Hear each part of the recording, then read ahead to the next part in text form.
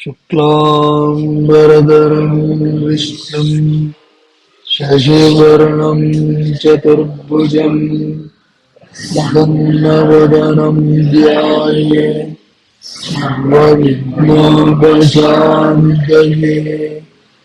गुरुर्ब्रह्मा गुरुर्विष्णुः गुरुर्देवो महेश्वरः गुरुः साक्षात् परं ब्रह्म तस्मै श्रीगुरवे नमः। ॐ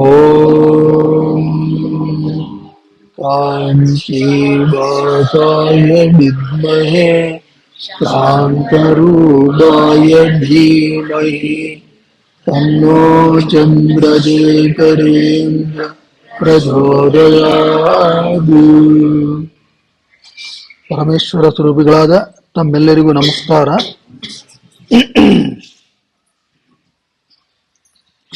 ಪತಂಜಲಿ ಯೋಗ ಸೂತ್ರಗಳು ಸಹಚಿಂತನೆಗೆ ಆತ್ಮೀಯ ಸ್ವಾಗತ. ನಾವು ಸಮಾಧಿ ಪಾದವನ್ನು ಮುಗಿಸಿ ಸಾಧನ ಪಾದದ ತುದಿಗೆ ಬಂದಿದ್ದೀವಿ. ಎಂದಿನಂತೆ ಕಾಲ್ಪನಿಕ ಶಿಷ್ಯ ಅರ್ಜುನ ಬಂದ.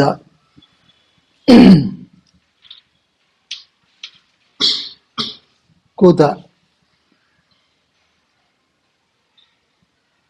ಪತಂಜಲಿಗಳು ನಮ್ಮ ಗುರುಗಳು. ಪತಂಜಲಿಗಳು ಸ್ವಾಭಾವಿಕವಾಗಿ ಪ್ರಶ್ನೆ ಕೇಳೋದು, ಏನಪ್ಪ ನಾವು ಚಿಂತನೆ ಮಾಡ್ತಾ ಇರೋದು ಕೇವಲ ತಿಂಗಳಿಗೆ ಒಂದ್ಸರ್ತಿ ಆಗ್ತಿದೆಯಾ ಅಥವಾ ಪ್ರತಿನಿತ್ಯ ಬಗ್ಗೆ ಏನಾದರೂ ಚಿಂತನೆ ಮಾಡ್ತಿದೆಯಾ? ಕಳೆದ ಬಾರಿ ನಾವು ವಿಶೇಷವಾಗಿ ಪ್ರಾಣಾಯಾಮದ ಬಗ್ಗೆ ಪತಂಜಲಿ ಯೋಗ ಸೂತ್ರಗಳಲ್ಲಿ ಏನೆಲ್ಲ ಹೇಳಿದ್ದಾರೆ ಗಮನಿಸ್ತಾ ಇದ್ವಿ. ನೀನೇನಾದರೂ ಆ ಕಡೆ ಸ್ವಲ್ಪ ಚಿಂತನೆ ಮಾಡಿದೆಯಾ? ಅರ್ಜುನ ಅಂತ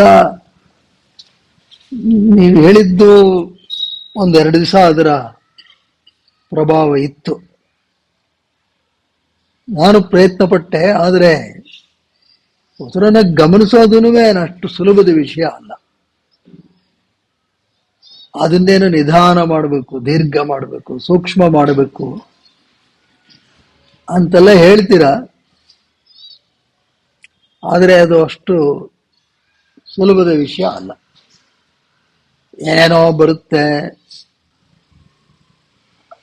ಇನ್ಯಾವುದೋ ಕೆಲಸ ಜ್ಞಾಪಕ ಬರುತ್ತೆ,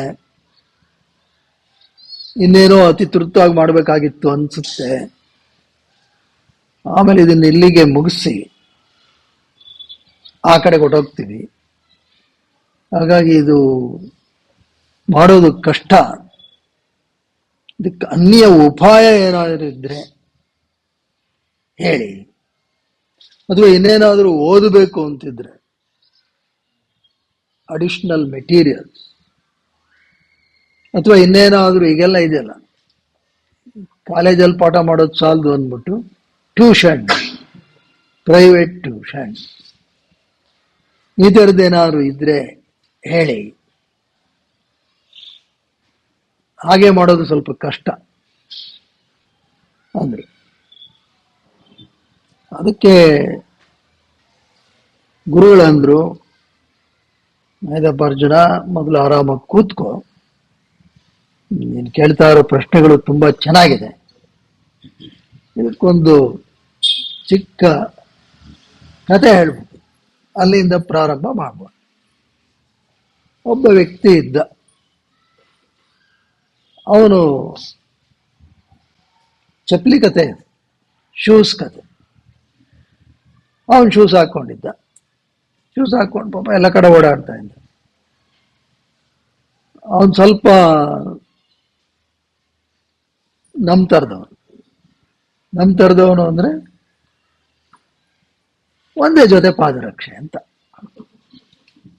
ಕೆಲವು ಕಡೆ ಮನೆಗಳಲ್ಲಿ ಹೆಂಗಿರುತ್ತೆ ಅಂದ್ರೆ ಏನೊಂದು 50 ಜನ ಇದಾರ ಅನ್ಸುತ್ತೆ, ಇರೋದು 3 ಜನ. ಶೂಸ್ಗಳು ಚಪ್ಪಲಿಗಳು ಅಷ್ಟೊಂದು ಸಂಖ್ಯೆಯಲ್ಲಿ ಇರುತ್ತೆ.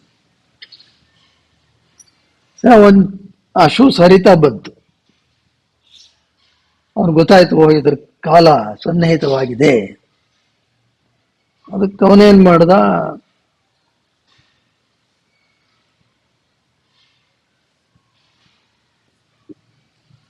ಗೂಗಲ್ ಮರೆವ ಏನ್ ಮಾಡಬೇಕು ಶೂಸ್ ಕಿತ್ತೋದ್ರೆ ಅಂತ ChatGPT-ಗೂ ಹೋದ. ಎಲ್ಲ ಅದೇ ತಾನೇ ಮಾಡೋದು. ಎಲ್ಲದಕ್ಕೂ ಏನು ಕೂತ್ಕೊಂಡು ನಾವು ಯಾವುದು ಚಿಂತನೆ ಮಾಡಲ್ಲ. We have delegated the thinking to artificial intelligence. ಅದೇ ಬಂತು, out to repair the shoes ಎಲ್ಲ. ಅದು ಯಾವುದು ಕೆಲ್ಸಕ್ಕೆ ಬಾರದೇ ಇರೋ ಮಟ್ಟಕ್ಕೆ ಅವನ ಶೂಸು ಸೌದೋಗಿತ್ತು. ಆಮೇಲೆ ಇನ್ನೇನು ಮಾಡಿದೆ ಏನು ಅಂತ, ಆಮೇಲೆ ಏನೋ ಒಂದು ಸಜೆಷನ್ ಬಂತು. ಅವರಪ್ಪ ಈಗೇನು ಶೂಸ್ ಇದೆಯೋ ಆ ಶೂಸ್ ಎಷ್ಟುದ್ದ ಇದೆಯೋ ಅಷ್ಟುದ್ದೇ ತಗೋಬೇಕು ನೀನು, then you will be comfortable ಅಂತ ಬಂತು. How to find out the length of the shoes ಅಂತ ChatGPT ಹೊಡೆದ. ಅದೆಲ್ಲ ಏನ್ ಮಾಡುತ್ತು, ಕೊಡ್ತು ಅದು ಒಂದು ಸ್ಕೇಲ್ ತಗೋ ಅಳಿ ಅಂತ. ಇವನಂದ, I have no scale, what to do. ಅದು ಕೇಳ್ತು, do you have a stick? This fellow said yes. ಇವನೊಂದು ಕಡ್ಡಿ ತಗೊಂಡ, ಅದೇ ಹೇಳ್ತು, ಇದು ನೋಡಪ್ಪ, ಅದು ಆ ಕಡೆ ತುದಿ ಈ ಕಡೆ ತುದಿ ಹಿಡ್ಕೊ, ಕೋಲ್ ಮುರಿ, ಎಷ್ಟು ಉದ್ದ ಇದೆಯೋ ಅಷ್ಟುದ್ದ, that is the length of the shoes ಅಂದ.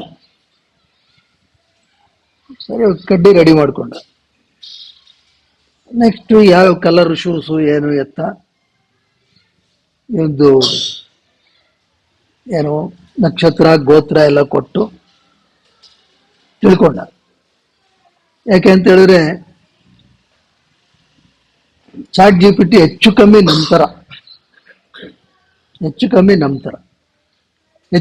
ನಂತರ ಅಂದ್ರೆ ಸಾಧಾರಣವಾಗಿ ನಮ್ಮಂತವ್ರನ್ನ ಯಾರು ಏನೇ ಕೇಳಿ ಗೊತ್ತಿಲ್ಲ ಅಂತ ಮಾತ್ರ ನಾನು ಹೇಳಲ್ಲ.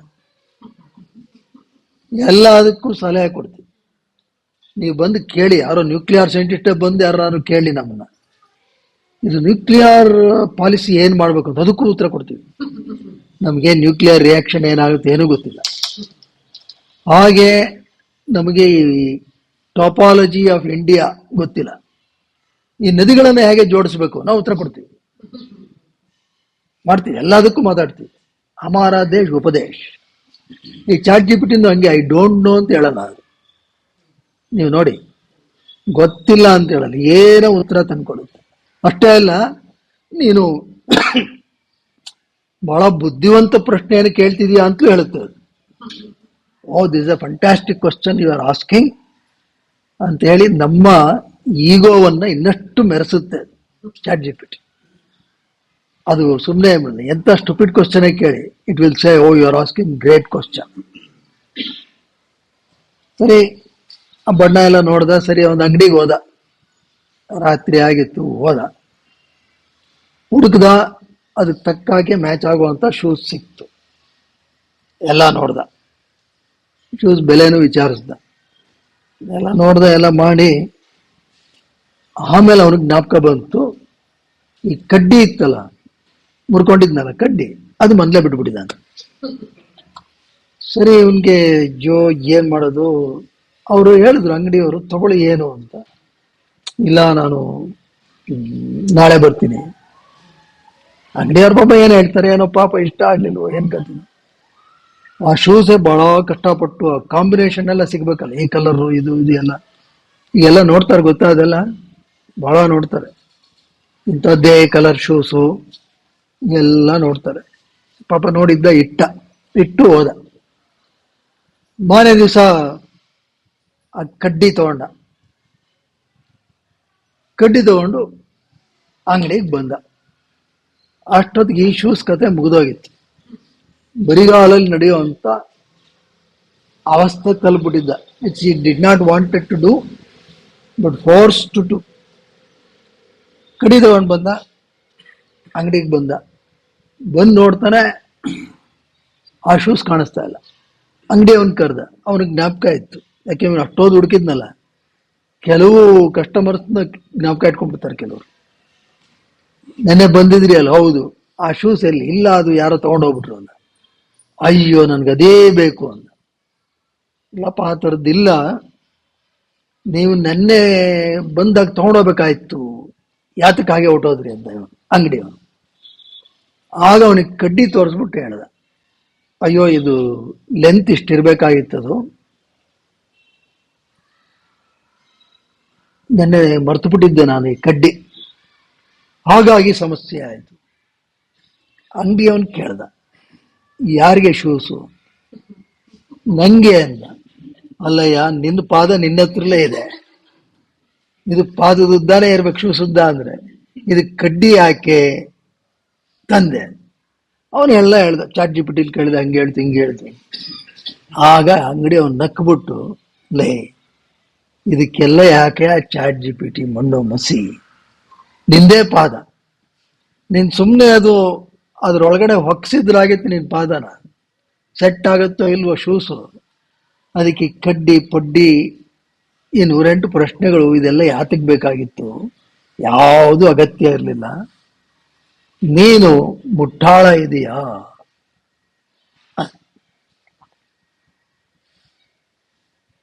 ಗುರುಗಳು ಅರ್ಜುನನನ್ನ ಕಣ್ಣಲ್ಲಿ ಕಣ್ಣಿಟ್ಟು ನೋಡಿದ್ರು. ಗೊತ್ತಾಯ್ತೇನೋ ಅಂದ್ರು. ಗೊತ್ತಾಯ್ತು, ಉಸಿರು ನಂದೆ, ನೋಡುವ ಮನಸ್ಸು ನಂದೆ, ಅವೇರ್ನೆಸ್ ಎಲ್ಲ ನಂದೇನೆ. ಇದಕ್ಕೆ ಎಕ್ಸ್ಟ್ರಾ ಟ್ಯುಟೋರಿಯಲ್ಲು, ಇನ್ನೇನೋ ಕೋಚಿಂಗ್ ಎಲ್ಲ ಯಾತಕ್ಕೆ ಅಂತ ನೀವು ಹೇಳ್ತೀರ. ಗೊತ್ತಾಯ್ತು, ಸರಿನಪ್ಪ, ಇದು ತಿಳ್ಕೊಂಡು ಮಾಡು ಅಷ್ಟೆ. ಗೊತ್ತಾದ್ರೆ ಸಾಲಲ್ಲ, ನಿನ್ನದೇ ಉಸಿರು ನಿನ್ನದೇ, ಅದನ್ನು ನೋಡುವ ಮನಸ್ಸು ನಿನ್ನದೇ, ಅದ್ರ ವೇಗ ನಿಯಂತ್ರಕ ಏನು ಹೊರಗಡೆ ಏನೂ ಇಲ್ಲ. ನಿನ್ನ ಮೇಷ್ಟು ನಿನ್ನ ವೇಗವನ್ನು ನಿಯಂತ್ರಿಸಕ, ಉಸಿರನ್ನ ಗತಿಯನ್ನ ನಿಯಂತ್ರಿಸ್ತಕ್ಕಂಥವ್ರು ಯಾವನು? ನೀನೇ, ಎಲ್ಲ ನೀನೇ. ಅದಕ್ಕೆ ಇನ್ನೇನು ಬೇಕು? ಇನ್ಯಾವುದು ಏನು ಬೇಕಾಗಲ್ಲ ಕಣಯ್ಯ, ಕೂತು ಮಾಡಬೇಕಷ್ಟೇ. ಅದಕ್ಕೇನೆ ಯೋಗ ಅನುಶಾಸನಂ. ಅದಕ್ಕೆ ಪತಂಜಲಿಗಳು ನೋಡಿ ಎಷ್ಟು how great, very opening statement ಕೊಟ್ಬಿಟ್ರು. ಅನುಶಾಸನ, ನೀನೇನು ಮಾಡ್ಬೇಕು, simply follow. If you don't follow you will simply fall ಅಷ್ಟೇ. If you want to rise you have to follow. ಆಗ ಅವನಿಗೆ ಅರ್ಥ ಆಯ್ತು. ಅವನು ಆಯ್ತು ಗುರುಗಳೇ, ಇನ್ನು ಮೇಲೆ ಅಭ್ಯಾಸ ಮಾಡ್ತೀನಿ. ಗುರುಗಳಂದ್ರು, ನೋಡಪ್ಪ, ಅಭ್ಯಾಸದ ವಿಷಯದಲ್ಲಿ ನೀನು ಪ್ರತಿ ಉಪನ್ಯಾಸದಲ್ಲೂ ಭರವಸೆ ಕೊಡ್ತಾನೆ ಬಂದಿದೀಯ, ಆದ್ರೂ ಅದನ್ನು ಈಡೇರಿಸಿಲ್ಲ, ಅದನ್ನು ಜ್ಞಾಪಕ ಇಟ್ಕೊ. ಹಾಗಾಗಿ ಇನ್ನು ಮುಂದೇನಾದ್ರೂ ಇದನ್ನ ಜಾರಿಗೆ ತಗೊಂಡು ಬಾ. You have to implement. Mere knowledge is of no use. It can be in fact detrimental also. ಯಾಕೆ? ನನಗೆ ಗೊತ್ತಿದೆ ಅಂತ ಒಂದು ಈಗೋ ಬಂದ್ಬಿಡುತ್ತೆ, ಅದು ಇದ್ದಿದ್ದು ಡೇಂಜರ್. ಅದಕ್ಕೆ ಅಭ್ಯಾಸಕ್ಕೆ ತಗೊಂಡು ಬಾ. ಇಲ್ಲಿ ಪತಂಜಲಿಗಳು ಏನ್ ಹೇಳಿದ್ರು? ತಸ್ಮಿನ್ ಸತಿ ಶ್ವಾಸ ಪ್ರಶ್ವಾಸಯೋರ್ ಗತಿರ್ವಿಚ್ಛೇದನ ಪ್ರಾಣಾಯಾಮ. ಉಸಿರು ತಾನೇ ನಡೀತಾ ಇರ್ತಾರೆ, ಇನ್ವಾಲಂಟರಿ ಪ್ರೋಸೆಸ್. ಅದನ್ನ ನೀನು ಅದರ ಗತಿಯನ್ನ ವಿಚ್ಛೇದನ ನಿಯಂತ್ರಿಸುವ ಮೂಲಕ ಮನಸ್ಸಿಗೆ ಮಾರ್ಗವನ್ನು ಕಂಡ್ಕೋಬಹುದು. ಅದು ಇಲ್ಲಿ ಮುಖ್ಯ. ಇದೆಲ್ಲವೂ ಒಂದು ಎವಲ್ಯೂಷನ್. ಎವಲ್ಯೂಷನ್ ಅಂತ ಹೇಳಿದ್ರೆ ultimate aim of yoga is ಚಿತ್ತ ವೃತ್ತಿ ನಿರೋಧ. ಆ ಒಂದು ಸಮಾಧಿ ಸ್ಥಿತಿಯನ್ನು ತಲುಪ್ತಕ್ಕಂಥದ್ದು ಅಲ್ಲಿಗೆ ಹೋಗಬೇಕಾದ್ರೆ ಎಲ್ರಿಗೂ ಏನು ಸುಲಭವಾಗಿ ಆಗಲ್ಲ. ಆ ಸೋಪಾನ ಕ್ರಮ ನಮಗೆ ಗಮನ ಇರಬೇಕು. ಮೊದಲು ಈ ಉಸಿರನ್ನ ನಿಯಂತ್ರಿಸೋದು ಕಲಿ. ತನ್ಮೂಲಕ ನೀನು ಮನಸ್ಸಿಗೆ ದಾರಿಯನ್ನ ಕಂಡುಕೋಬಹುದು, ಅದನ್ನರ ಮೇಲೆ ಹಿಡಿತವನ್ನ ಸಾಧಿಸಬಹುದು. ಅದಕ್ಕೆ ತಸ್ಮಿನ್ ಸತಿ ಅಂತ ಹೇಳಿದ್ರೆ ಯಾವ್ದಾದ್ಮೇಲೆ ಆಸನ.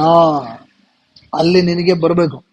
ನಿನಗೆ 1 ನಿಮಿಷ ಸರಿಯಾಗಿ ಕೂರ್ಲಿಕ್ಕೆ ಆಗ್ಲಿಲ್ಲ ಅಂತ ಹೇಳಿದ್ರೆ ನೀನೇನ್ ಮಾಡ್ತೀಯ? ಏನು ಮಾಡಕ್ಕ. ಅದಕ್ಕೆ ಆ ಸೋಪಾನ ಕ್ರಮ. ಹಾಗಾಗಿ ಆಮೇಲೆ ಬಾಹ್ಯಾಭ್ಯಂತರ ಸ್ತಂಭ ವೃತ್ತಿ ದೇಶ ಕಾಲ ಸಂಖ್ಯಾಭಿ ಪರಿದೃಷ್ಟೋ ದೀರ್ಘ ಸೂಕ್ಷ್ಮ. ಆ ಕ್ರಮದಲ್ಲಿ ನೀನು ಅಭ್ಯಾಸ ಮಾಡಬೇಕು. ಅದನ್ನ ಸರಿಯಾಗಿ ನಿಯಂತ್ರಿಸಬೇಕು. ನಿಯಂತ್ರಿಸಿ ಕೇವಲ ಇನ್ನಲೇಷನ್, ಎಕ್ಸಲೇಷನ್, ರಿಟೆನ್ಷನ್ ಅಷ್ಟೇ ಅಲ್ಲ. ಅಂದ್ರೆ ಉಸಿರು ತಗೊಳ್ಳೋದು, ಬಿಡೋದು, ಉಸಿರನ್ನ ಆಂತರಿಕವಾಗಿ ಬಾಹ್ಯವಾಗಿ ಹಿಡಿದಿಡುವುದು ಅಷ್ಟೇ ಅಲ್ಲ. ಅದನ್ನ ಮೀರಿದ್ದೊಂದಿದೆ. ಏನದು? ಏನ್ ಹೇಳ್ತಾರೆ ಪತಂಜಲಿಗಳು? 4ನೇದು ಅಂತ ಏನ್ ಹೇಳಿದ್ರು? ಚತುರ್ಥ. Correct. Suspension of the breath. ಸೂತ್ರದಲ್ಲಿ ಏನ್ ಹೇಳ್ತಾರೆ? ಬಾಹ್ಯಾಭ್ಯಂತರ ವಿಷಯಾಕ್ಷೇಪಿ ಚತುರ್ಥ. ಇದನ್ನು ಮೀರಿದ್ದು 4ನೇದು. Which means you can get to a state where there is neither inhalation nor exhalation nor retention of the breath, where there is stillness in the breath which will lead to stillness of the mind. ಇದಕ್ಕೆ ಒಂದು ಉದಾಹರಣೆಯನ್ನು ಕೂಡ ನಾವು ಗಮನಿಸಿದ್ವಿ. ಇದನ್ನೇ ಕೃಷ್ಣ ಭಗವದ್ಗೀತೆಯಲ್ಲೂ ಹೇಳ್ತಾರೆ. But Krishna's perspective ಏನಪ್ಪಾ ಅಂತೇಳಿ ಇದು ಒಂದು ಯಜ್ಞ ಅಂತ. ಯಜ್ಞ means it is a kind of sacrifice. ಅವನೇನ್ ಹೇಳ್ತಾನೆ? ಅಪಾನೇ ಜುಹ್ವತಿ ಪ್ರಾಣಂ ಪ್ರಾಣೇ ಪಾನಂ ತಥಾಪರೆ ಪ್ರಾಣಾಪಾನ ಗತಿರುದ್ವ ಪ್ರಾಣಾಯಾಮ ಪರಾಯಣ. ಹೇಳ್ತಾನೆ.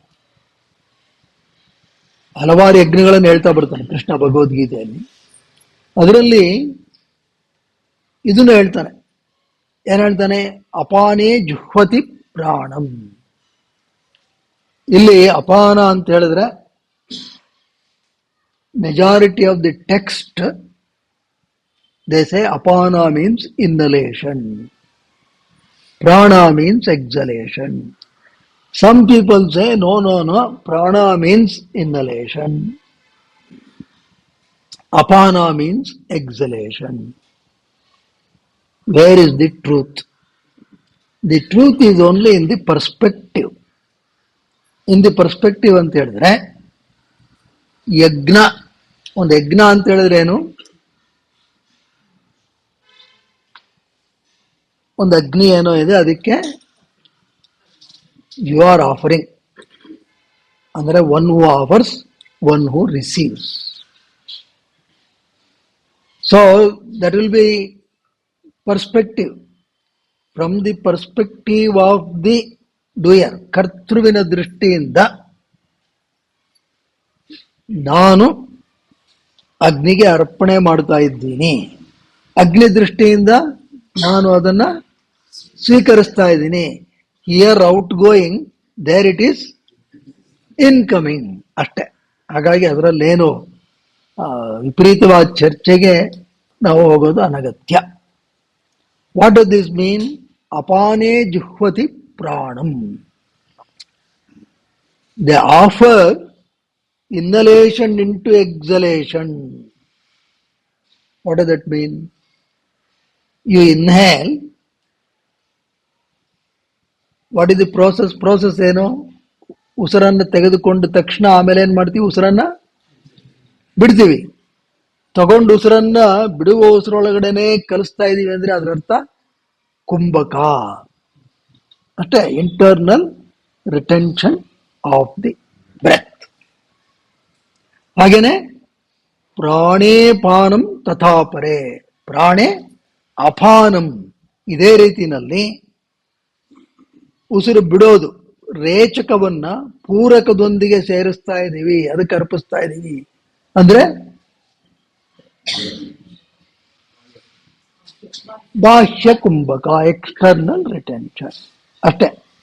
ಪ್ರಾಣಾಪಾನ ಗತಿ ರುದ್ವ ಪ್ರಾಣಾಯಾಮ ಪರಾಯಣ, ಹೀಗೆ ಕೆಲವು ಪ್ರಾಣಾಯಾಮವೆನ್ನುತಕ್ಕಂತಹ ಯಜ್ಞವನ್ನ ಆಚರಿಸ್ತಾರೆ ಅಂತ ಹೇಳಿ ಹೇಳಿ ಮುಂದುವರೆದು ಇನ್ನೊಂದು ವಿಶೇಷವಾಗಿ ಇಲ್ಲಿ ಸೇರಿಸ್ತಾನೆ ಕೃಷ್ಣ. ಅಪರೇ ನಿಯತಾಹಾರಾಹ ಪ್ರಾಣಾನ್ ಪ್ರಾಣೇಶು ಜುಹ್ವತಿ ಸರ್ವೇಪ್ಯೇತೆ ಯಜ್ಞವಿದೋ ಯಜ್ಞ ಕ್ಷಪಿತ ಕಲ್ಮಷಾಹ. ಇದೆಲ್ಲ ಏನಪ್ಪಾ ಅಂತಂದ್ರೆ ಯಜ್ಞ ಮಾಡುವ ಒಂದು ವಿಧಾನ. ಹಲವಾರು ಯಜ್ಞಗಳನ್ನು ಹೇಳ್ತಾನೆ, ಆ ಬಗ್ಗೆ ಎಲ್ಲ ನಾವು ಚರ್ಚೆ ಮಾಡೋದು ಬೇಡ. ಇಲ್ಲಿ ಅಪರೇ ನಿಯತಾಹಾರಾಹ, ನಿಯತಾಹಾರ ಅಂತ ಹೇಳಿದ್ರೆ ಆಹಾರದಲ್ಲಿ ಕೆಲವು ನಿಯಮ ಇರಬೇಕು. ನಿಯಮವನ್ನು ಇಟ್ಕೊಂಡು ಪ್ರಾಣಾನ್ ಪ್ರಾಣೇಶು ಜುಹ್ವತಿ. ಇಲ್ಲಿ ನಾವು ಆಹಾರ ಅಂದ್ರೆ ಕೇವಲ ನಾವು ತಿನ್ನುವ ಕುಡಿಯುವ ಮಟ್ಟಕ್ಕೆ ಸೀಮಿತಗೊಳಿಸಬಾರದು. ಪ್ರಾಣಶಕ್ತಿ ಅಂತ ಹೇಳಿದ್ರೆ ಕೇವಲ ಉಸಿರಲ್ಲ, ಉಸಿರು ಪ್ರಾಣಶಕ್ತಿಯ ಒಂದು ಬಹಿರ್ಮುಖ ಅಷ್ಟೆ. ಪ್ರಾಣ ಅಂತ ಹೇಳಿದ್ರೆ ನಮ್ಮ ಈ ದೈಹಿಕ ಮಾನಸಿಕ ವ್ಯಾಪಾರವನ್ನ ನಡೆಸೋದಕ್ಕೆ ಬೇಕಾಗಿರತಕ್ಕಂತಹ ಮೂಲಭೂತ ಶಕ್ತಿ. ಪ್ರಾಣ ಇಲ್ಲದೆ ಇದ್ರೆ ಯಾವುದೂ ನಿಲ್ಲಲ್ಲ ಅಲ್ವೇ? ಅದಕ್ಕೆ ಒಟ್ಟಾರೆಯಾಗಿ ಪ್ರಾಣ. ಮತ್ತೆ Krishna is already indicating at the next one, ಪ್ರತ್ಯಾಹಾರ.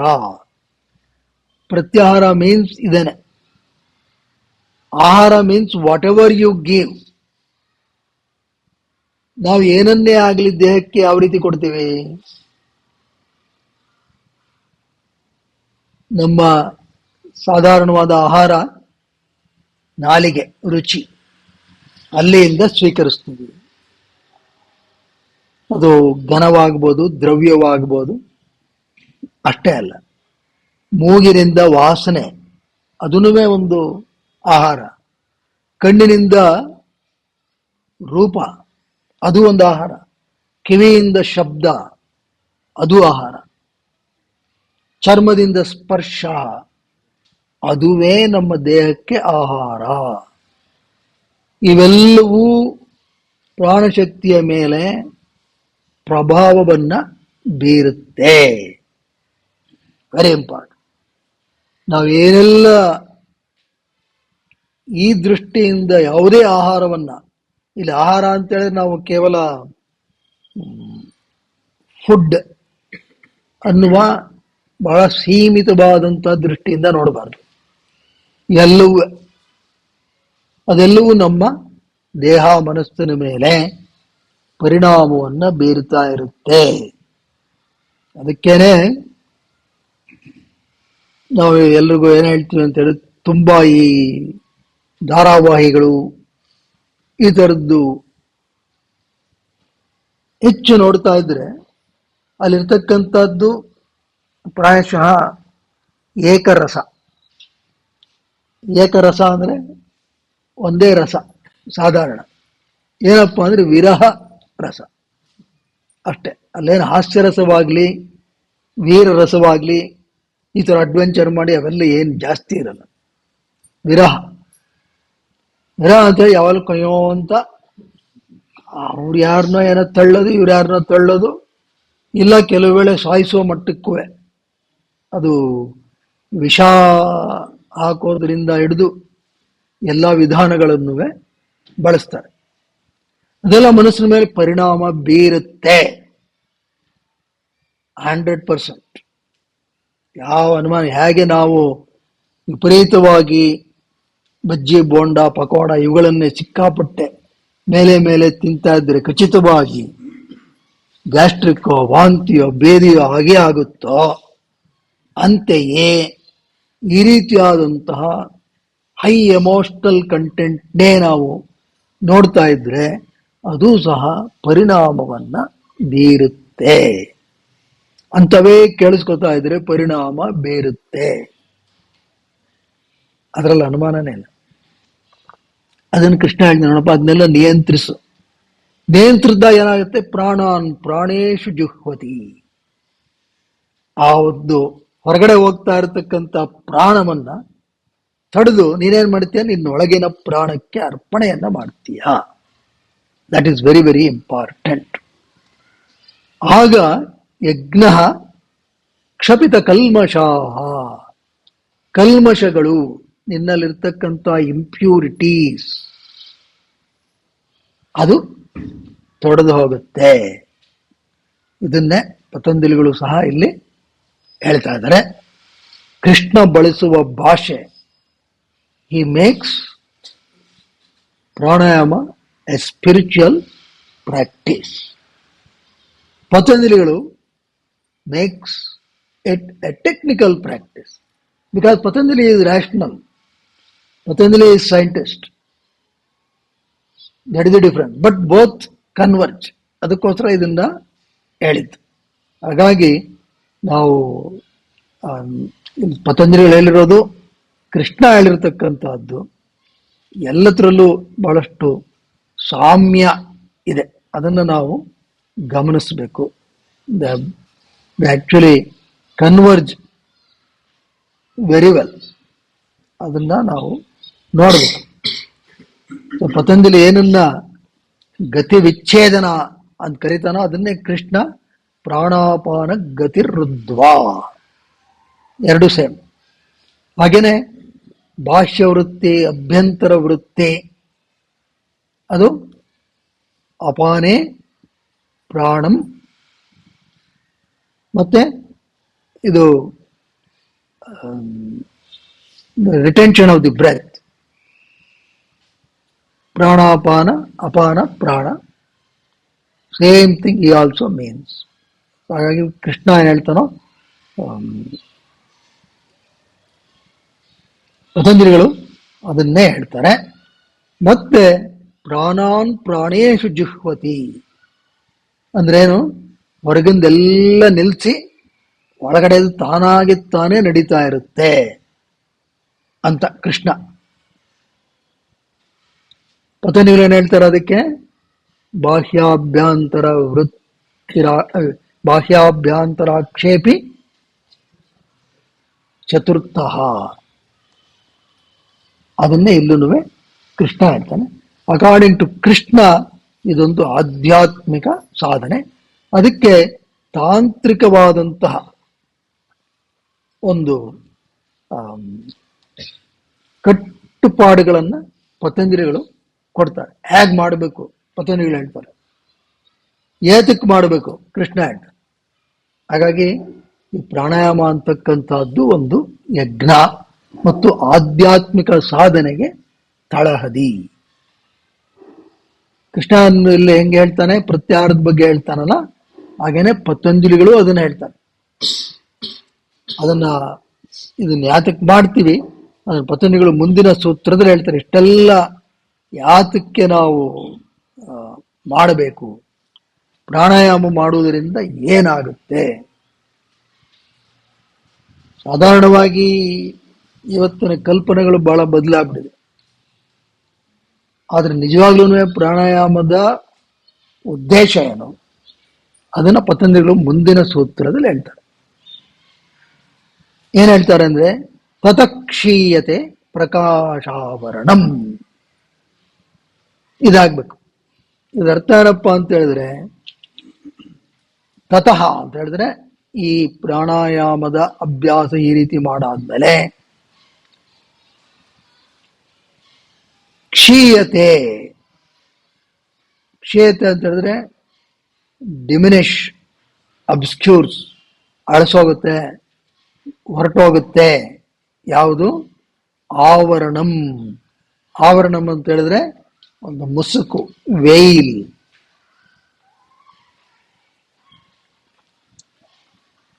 What is under veil? ಪ್ರಕಾಶ. ಪ್ರಕಾಶ ಮೀನ್ಸ್ ಪ್ಯೂರ್ ಕಾನ್ಶಿಯಸ್ನೆಸ್, ನಿನ್ನ ಶುದ್ಧ ಚೈತನ್ಯ. ಅದು ನಿನ್ನಲ್ಲೇ ಇದೆ, ಆದರೆ ಅದು ಆವರಿಸ್ಕೊಂಡ್ಬಿಟ್ಟಿದೆ. There is a veil of ignorance. ಅಜ್ಞಾನದಿಂದ ಆವರಿಸಲ್ಪಟ್ಟಿದೆ, ಹಾಗಾಗಿ ನಿನಗೆ ಗೊತ್ತಾಗ್ತಾ ಇಲ್ಲ. ನೀನು ಪ್ರಾಣಾಯಾಮದ ಮುಖೇನ ಮನಸ್ಸನ್ನ ಸ್ಥಿರ ಮಾಡಿದ್ರೆ, ಮನಸ್ಸಿನಲ್ಲಿ ಯೋಚನೆಗಳಿಲ್ಲದ ಹಾಗೆ ಮಾಡಿ ಬಿಟ್ಟರೆ ಈ ಮುಸುಕು ತಾನೇ ತಾನಾಗಿ ತೆರೆದುಕೊಂಡ್ಬಿಡುತ್ತೆ. ತೆರೆದುಕೊಂಡ್ರೆ ಏನಾಗುತ್ತೆ? ನಿನ್ನ ಪ್ರಕಾಶ ನಿನಗೆ ಗೊತ್ತಾಗುತ್ತದೆ. ಪ್ರಕಾಶ ಏನು ಹೊರಗಡೆ ಏನು ಬರೋದಲ್ಲ. ಪ್ರಕಾಶ ಅಂತ ಹೇಳಿದ್ರೆ ಅದೇ ಆನಂದ. ಆ ಆನಂದ ಅಂತಕ್ಕಂಥದ್ದು ಹೊರಗಡೆಯಿಂದ ಬರೋದಲ್ಲ, ಒಳಗಡೆ ಇದೆ. ಯಾಕೆ ಗೊತ್ತಿರಲಿಲ್ಲ? ಕಲ್ಮಶಗಳು ಮುಚ್ಕೊಂಡ್ಬಿಟ್ಟಿದ್ದು, ಗೊತ್ತಾಗ್ಲಿಲ್ಲ. ಈ ಪ್ರಾಣಾಯಾಮ ಈ ರೀತಿಯಲ್ಲಿ ಮಾಡಿದ್ರೆ ಏನಾಗುತ್ತೆ? ಕಲ್ಮಶಗಳು ಹೊಟ್ಟೋಗ್ಬಿಡುತ್ತೆ. ಹೊಟ್ಟೋದಾಗ ಇದು ಸಾಧ್ಯ ಆಗುತ್ತೆ.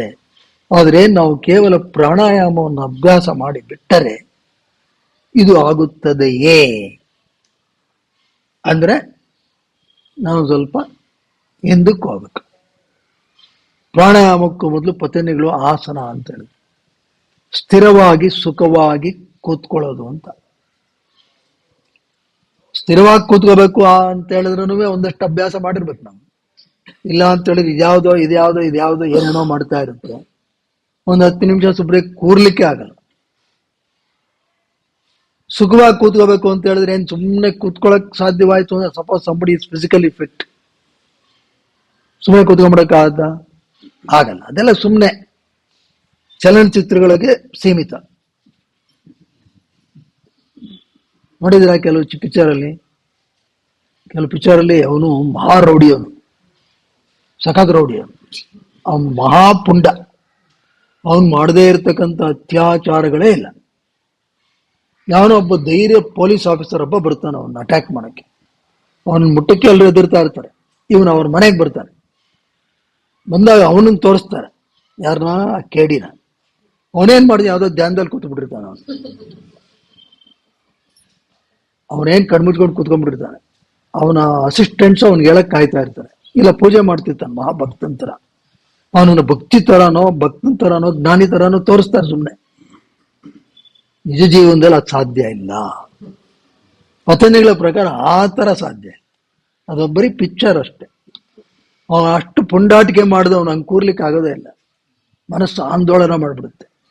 You cannot deceive subconscious mind. Subconscious mind is our honest mind. You cannot manipulate. Nobody can manipulate. It knows what you are. It knows. And it will not allow. ಅದಕ್ಕೆ ಸುಖವಾಗಿರ್ಬೇಕಾದ್ರೆ ಏನ್ ಮಾಡಬೇಕು? ಹಿಂದಕ್ಕೆ ಹೋಗ್ಬೇಕು. ಹಿಂದೆ ಏನಿದೆ? ಯಮ ನಿಯಮ, ನೀ ಜೀವನ ನಡೆಸೋ ಪದ್ಧತಿ. ಅದಕ್ಕೆ ಇದೆಲ್ಲ ಸೋಪಾನ ಕ್ರಮ. ಆಮೇಲೆ ಏನ್ ಹೇಳ್ತಾರೆ ಪತಂಜಲಿಗಳು? ನೋಡಪ್ಪ, ಇದು ಮಾಡಿದ್ರೆ ನನಗಾಗುತ್ತೆ. ಈ ರೀತಿ ಪ್ರಾಣದ ಮೇಲೆ ಆ ಒಂದು ಪ್ರಭುತ್ವ ಹೇಳುವಲ್ಲ, ಏನು ಇಲ್ಲದೆ ಪ್ರಾಣಾನ್ ಪ್ರಾಣೇಶು ಜುಹ್ವತಿ. ಹೊರಗಡೆಯಿಂದ ಏನಿಲ್ವೇ ಇಲ್ಲ ಪ್ರಾಣ, ಒಳಗಡೆ. Even breath is suspended. ಇರ್ಲಿಕ್ಕೆ ಸಾಧ್ಯನಾ? ಸಾಧ್ಯ. ಇದಕ್ಕೆ ಪರಮಹಂಸ ಯೋಗಾನಂದರ ಅವರ ಒಂದು ಪುಸ್ತಕ, ಆಟೋಬಯೋಗ್ರಫಿ ಯೋಗಿ, ಓದಿದ್ರೆ ಅಲ್ಲಿ ಒಬ್ಬರ ಬಗ್ಗೆ ಬರೀತಾರೆ ಅವರು. ಗಿರಿಬಾಲ ಅಂತ ಒಬ್ಬ ಆಕೆ.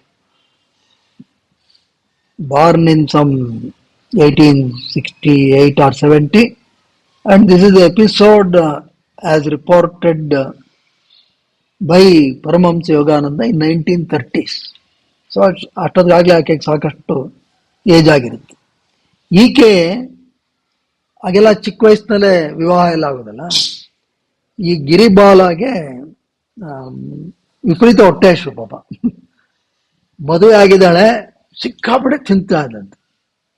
ಆ ಗಂಡ ಒಂಥರ ಬೇಜಾರು ಮಾಡಿಕೊಂಡು ಅವಹೇಳನ ಮಾಡೋಣಂತೆ ಇವಳನ್ನ. ಏನ್ ಸುಮ್ಮನೆ ಇಷ್ಟು ತಿಂತೀಯ, ಅದು ಇದು. ಆಗ ಯಾವುದೋ ಒಂದು ವಿಷಯಕ್ಕೆ ಈಕೆಗೆ ಸಿಟ್ಟು ಬಂದು ನಾನು ತಿನ್ನೋದೇ ಇಲ್ಲ ಅಂತ ಬಿಡ್ಬಿಡ್ಲಂತೆ. ಆದರೆ ಆಕೆ ಕೇವಲ ಒಂದು ಹಠದಿಂದಲೋ ಅಹಮ್ಮಿಂದನೋ ನಿಲ್ಲಲಿಲ್ಲ. ಇದರಿಂದ ಹೊರಗೆ ಬರಬೇಕಾದ್ರೆ ಏನ್ ಮಾಡ್ಬೇಕು ಅಂತ ನೋಡಿದ್ರು, ಇದು ಮುಖ್ಯ. ಆಗ ಆಕೆ ಆಧ್ಯಾತ್ಮಿಕತೆ ಕಡೆಗೆ ಹೋಗಿ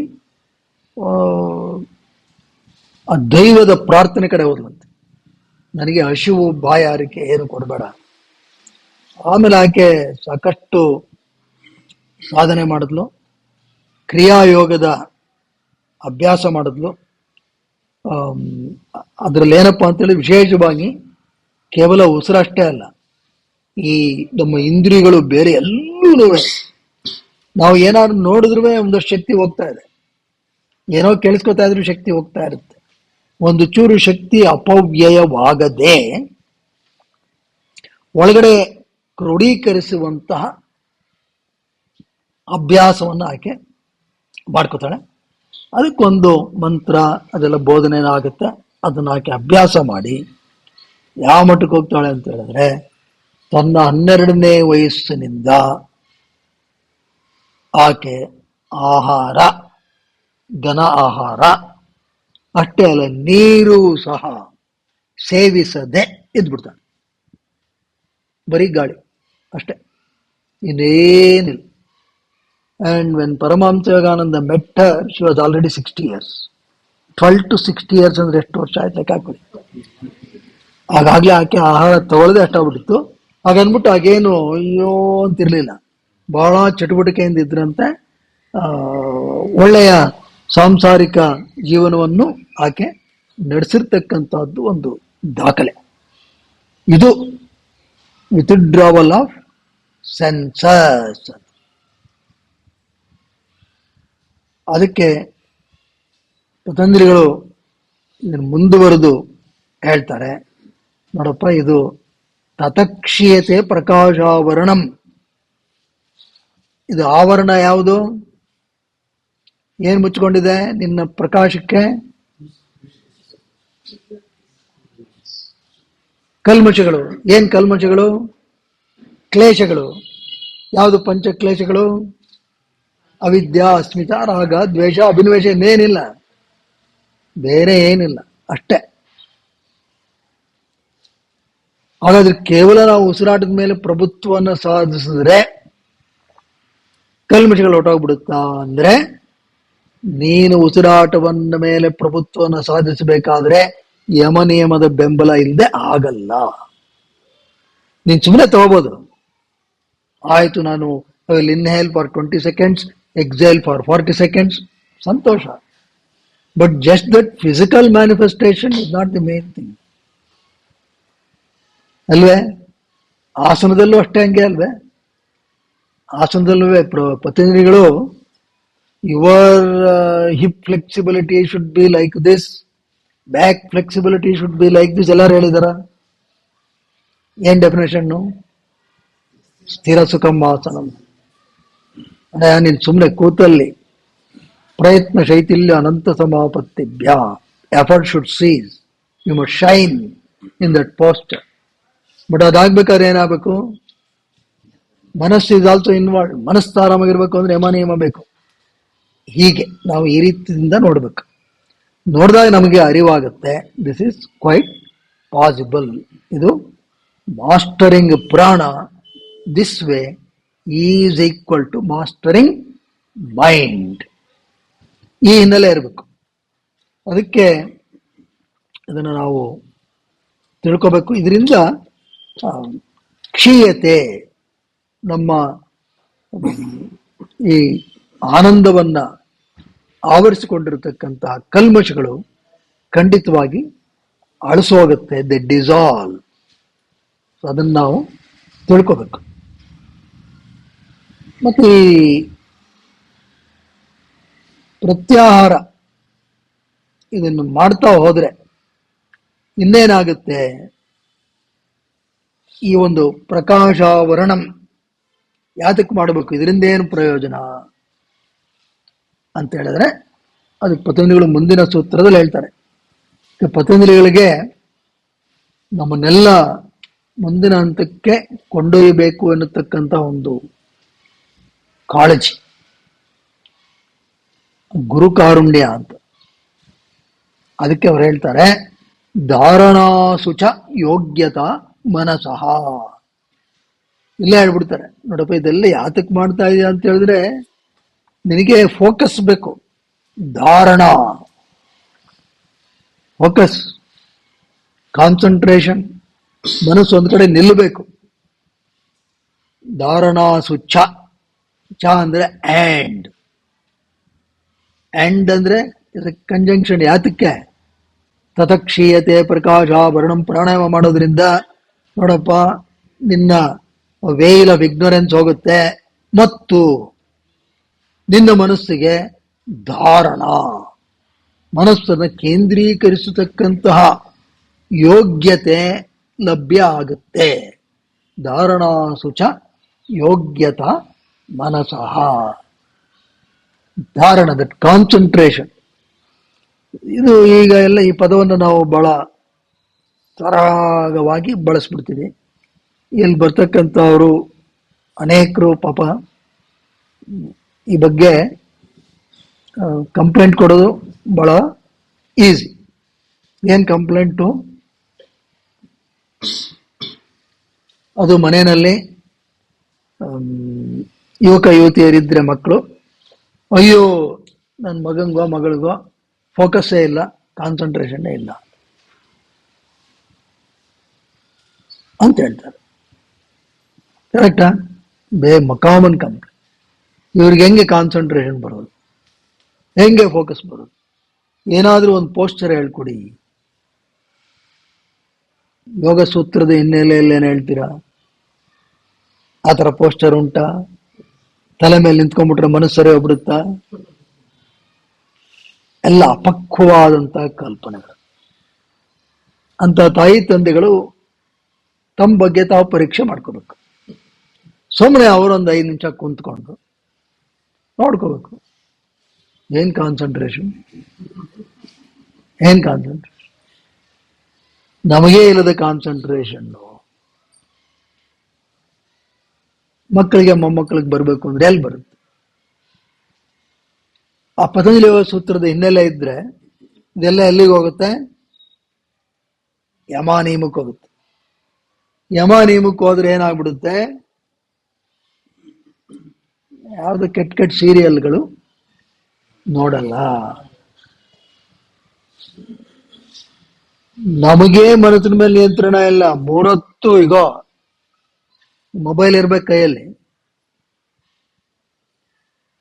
ಮೊಬೈಲ್ ನೋಡ್ತಾ ಇರೋದು. ಈಗ ನೋಡ್ಕೊಂಡು ಓದ್ತಾ ಇದೆಯೇನೋ ನೋಡೋದು. ಅವನು ಹೂ ಅನ್ನೋ ಅದು ಕೇಳಿಸಿದಲ್ಲ, ಓದ್ತಾ ಇರೋದು, ಇದು ನೋಡ್ತಾ ಇರೋದು. ಕಷ್ಟ. Now we have to seriously ask ourselves, why so much of dependence on this gadget?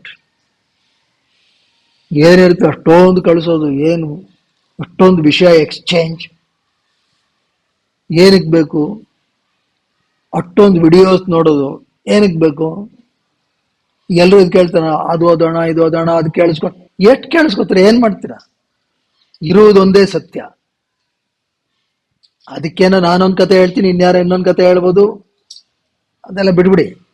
But ಕೇಳಿಸ್ಕೊತಾನೆ ಇದ್ರೆ ಇನ್ನ ಕೂತ್ಕೊಂಡು ಮನನ ಮಾಡೋದೇ ಯಾವಾಗ? ಬೆಳಗ್ಗೆಯಿಂದ ರಾತ್ರಿ ತನಕ ಅಡಿಗೆ ಮಾಡೋದು, ಅನ್ನ, ಹುಳಿ, ಮಜ್ಜಿಗೆ ಹುಳಿ, ಆಂಬುಡೆ, ಉದ್ನೊಡೆ, ಕಜ್ಜಾಯ, ರವೆ ಉಂಡೆ, ಬೇಡ ಬೇರೆ ಬೇರೆ ಸ್ವೀಟ್ ಹೇಳೋಣ, ಒಬ್ಬಟ್ಟು, ಜಾಮೂನು ಎಲ್ಲ ಮಾಡಿ ಚಾಟ್ಸು ಎಲ್ಲ ಮಾಡೋದು. ರಾತ್ರಿ 10 ಗಂಟೆದಾಗ ಮಾಡಿ ಸುಸ್ತಾಯ್ತು ಅಂತ ಮಲ್ಕೊಂಡ್ಬಿಡೋದು. ನಾಳೆ ಬೆಳಗ್ಗೆ ಇದೆಲ್ಲ ಹಾಳಾಗೋಗಿದೆ ಅಂತ ಎಸ್ತ್ ಬಿಡೋದು. ಏನಾದ್ರು ಪ್ರಯೋಜನ? ಅದೇ ಅಚ್ಚುಕಟ್ಟಾಗಿ ಒಂಚೂರು ಅನ್ನ ಸಾರು ಮಾಡಿದೆ, ತಿಂದೆ. ಆ, ಹಾಗೇನೆ ಯಾವುದೋ ಒಂಚೂರು ಓದಬೇಕು, ಶ್ರವಣ ಬೇಕು, ಕೇಳಿಸ್ಕೊಂಡು ಅಭ್ಯಾಸ ಜಾರಿಗೆ ತರಬೇಕು. ಜಾರಿಗೆ ತರದೆ ಸುಮ್ಮನೆ ಏನೋ ಮಾತಾಡ್ತಾ ಇದ್ರೆ ಏನೋ all life will go on. ಅದಕ್ಕೆ ಪತಂಜಲಿಗಳು ಬಹಳ ಎಚ್ಚರಿಕೆಯಿಂದ ಇದೆಲ್ಲ ಬರೀತಾರೆ ನೋಡಪ್ಪ. ಇದು ಹೀಗೆ ಧಾರಣಾ ಸುಚ ಯೋಗ್ಯತಾ ಮನಸ. ಆ ಚ ಅಂತ ಹಾಕಿದ್ರು ನೋಡಿ ಎಂತ ಮೀನಿಂಗ್ ಇದೆ. ಇದಕ್ಕೆ ಕಣಯ್ಯ ಇದು ಕನೆಕ್ಷನ್. ನೀನ್ ಸುಮ್ಮನೆ ಏನೋ ಮಾಡ್ತೀನಿ ಅಂತ ಹೋಗ್ಬೇಡ. ಏಕಾಏಕಿ ಸುಮ್ಮನೆ ಏನೋ ಧ್ಯಾನ ಹೋದ ಏನಾಗುತ್ತೆ ಅದು? Is that easy? ಮನಸ್ಸು ಕಣಯ್ಯ, ಮನಸ್ಸು ಅಷ್ಟು ಸುಲಭಕ್ಕೆ ಇದು ಜಗ್ಗೋ ಅಂತದ್ದಲ್ಲ. ವೆರೈಟಿ ಆಫ್ ಜನ್ಮಗಳು ಬೇಕು. ಈ ಜನ್ಮ ಸಿಕ್ಕಿದೆ ನಿನಗೆ, ಹಿಡ್ಕೋ, ಸಾಧನೆ ಮಾಡು, ಕಡೆಗಣಿಸ್ಬೇಡ. Not easy. You need first level discipline, ಅಭ್ಯಾಸ, ವೈರಾಗ್ಯ, nothing else. Very very clear. Patanjali is very very rude. Rude ಅಂದ್ರೆ ಯು ವಿಲ್ ನಾಟ್ ಸೇ ಪರವಾಗಿಲ್ಲ ಹಿಂಗ್ ಮಾಡ್ಬೋದು, ಯಾವುದಿಲ್ಲ. No such thing. You will say this is what you have to do. ಅದಕ್ಕೆ ಧಾರಣಾಸುಚ ಯೋಗ್ಯತಾ ಮನಸ ಅಂತ ಹೇಳಿದ್ರೆ ನೋಡಪ್ಪ ಇದು ಬೇಕು. ಪ್ರಾಣಾಯಾಮ ಮೇಕ್ಸ್ ಧಾರಣ a natural progressive step rather than forced effort. Forced effort ಮಾಡಕ್ ಹೋಗ್ತೀವಿ, it will not be there for long. ಎಲ್ಲೋ ಹೋಗ್ತೀರಾ, ಫೋರ್ಸ್ಡ್ ಎಫರ್ಟ್. ಈಗ ಎಂಥ ಉದಾಹರಣೆ ಬೇಕಾದ್ರೂ ಕೊಡ್ಬೋದು. ಸುಮ್ಮನೆ ಒಂದು ಸ್ವಾಭಾವಿಕ ಉದಾಹರಣೆ ತಗೋಣ. ಒಬ್ಬ ಅಧಿಕಾರಿ ಇರ್ತಾನೆ, IAS ಆಫೀಸರ್. IAS ಆಫೀಸರ್ ಅಂತ ಗೊತ್ತಾ? ತಪ್ಪು ತಿಳ್ಕೊಬೇಡಿಪ್ಪ, ಎಲ್ಲರೂ ಹಂಗಿರಲ್ಲ. ಸ್ವಲ್ಪ ಖಡಕ್ ಅಂತ. ಖಡಕ್ ಅಂದ್ರೆ ಅವರು ಹೆಂಗಿರ್ತಾರೆ, ಅವರು ಸ್ವಲ್ಪ ಸ್ಟಿಫ್ ಆಗಿರ್ತಾರೆ ಅಂತ. ಸೌಮ್ಯ ಆಗಿರೋರು ಇದ್ದಾರೆ, ಇಲ್ಲ ಅಂತಿಲ್ಲ. ಜನರಲಿ ಅವ್ರು ಹೆಂಗೆ ಇದ್ರು ಅವರು ಸಾಧಾರಣ ನಮ್ಮಂತವ್ರು ಆರ್ಡಿನರಿ ಅವ್ರು ಹೋದ್ರೆ ಅವ್ರೇನು ಅಷ್ಟು ನಾ ನಮಸ್ಕಾರ ಅಂದ್ರೆ ಅವ್ರೇನು ನಮಸ್ಕಾರ ಅಂತೇನು ಹೇಳ್ಬೇಕಾಗಿಲ್ಲ. ಅವ್ರು ಸುಮ್ಮನೆ ಹೆಂಗಿಂಗ್ ಅಂತಾರೆ ಅಂದ್ರೆ ಅನ್ಬೋದು, ಇಲ್ದಿದ್ರೆ ಅದು ಇಲ್ಲ, ಆಗಿರ್ತಾರೆ ಅವರು.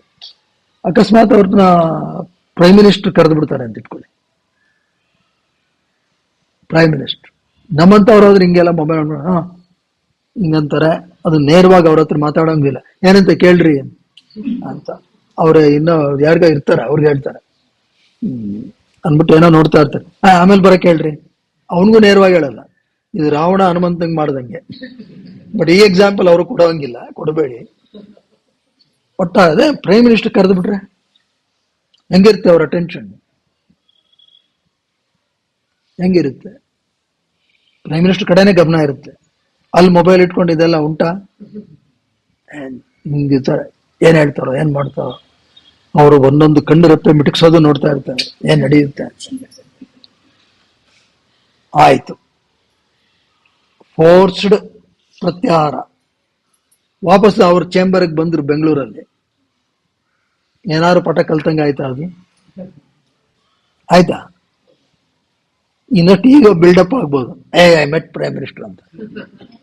ಅಂದ್ರೆ ಆ ಬದಲಾವಣೆ ಫೋರ್ಸ್ ಇಂದ ಬರಲ್ಲ. ಇದೆ ಪತಂಜಲಿ ಹೇಳೋದು, ಧಾರಣಾ ಸುಚ ಯೋಗ್ಯತಾ ಮನಸ.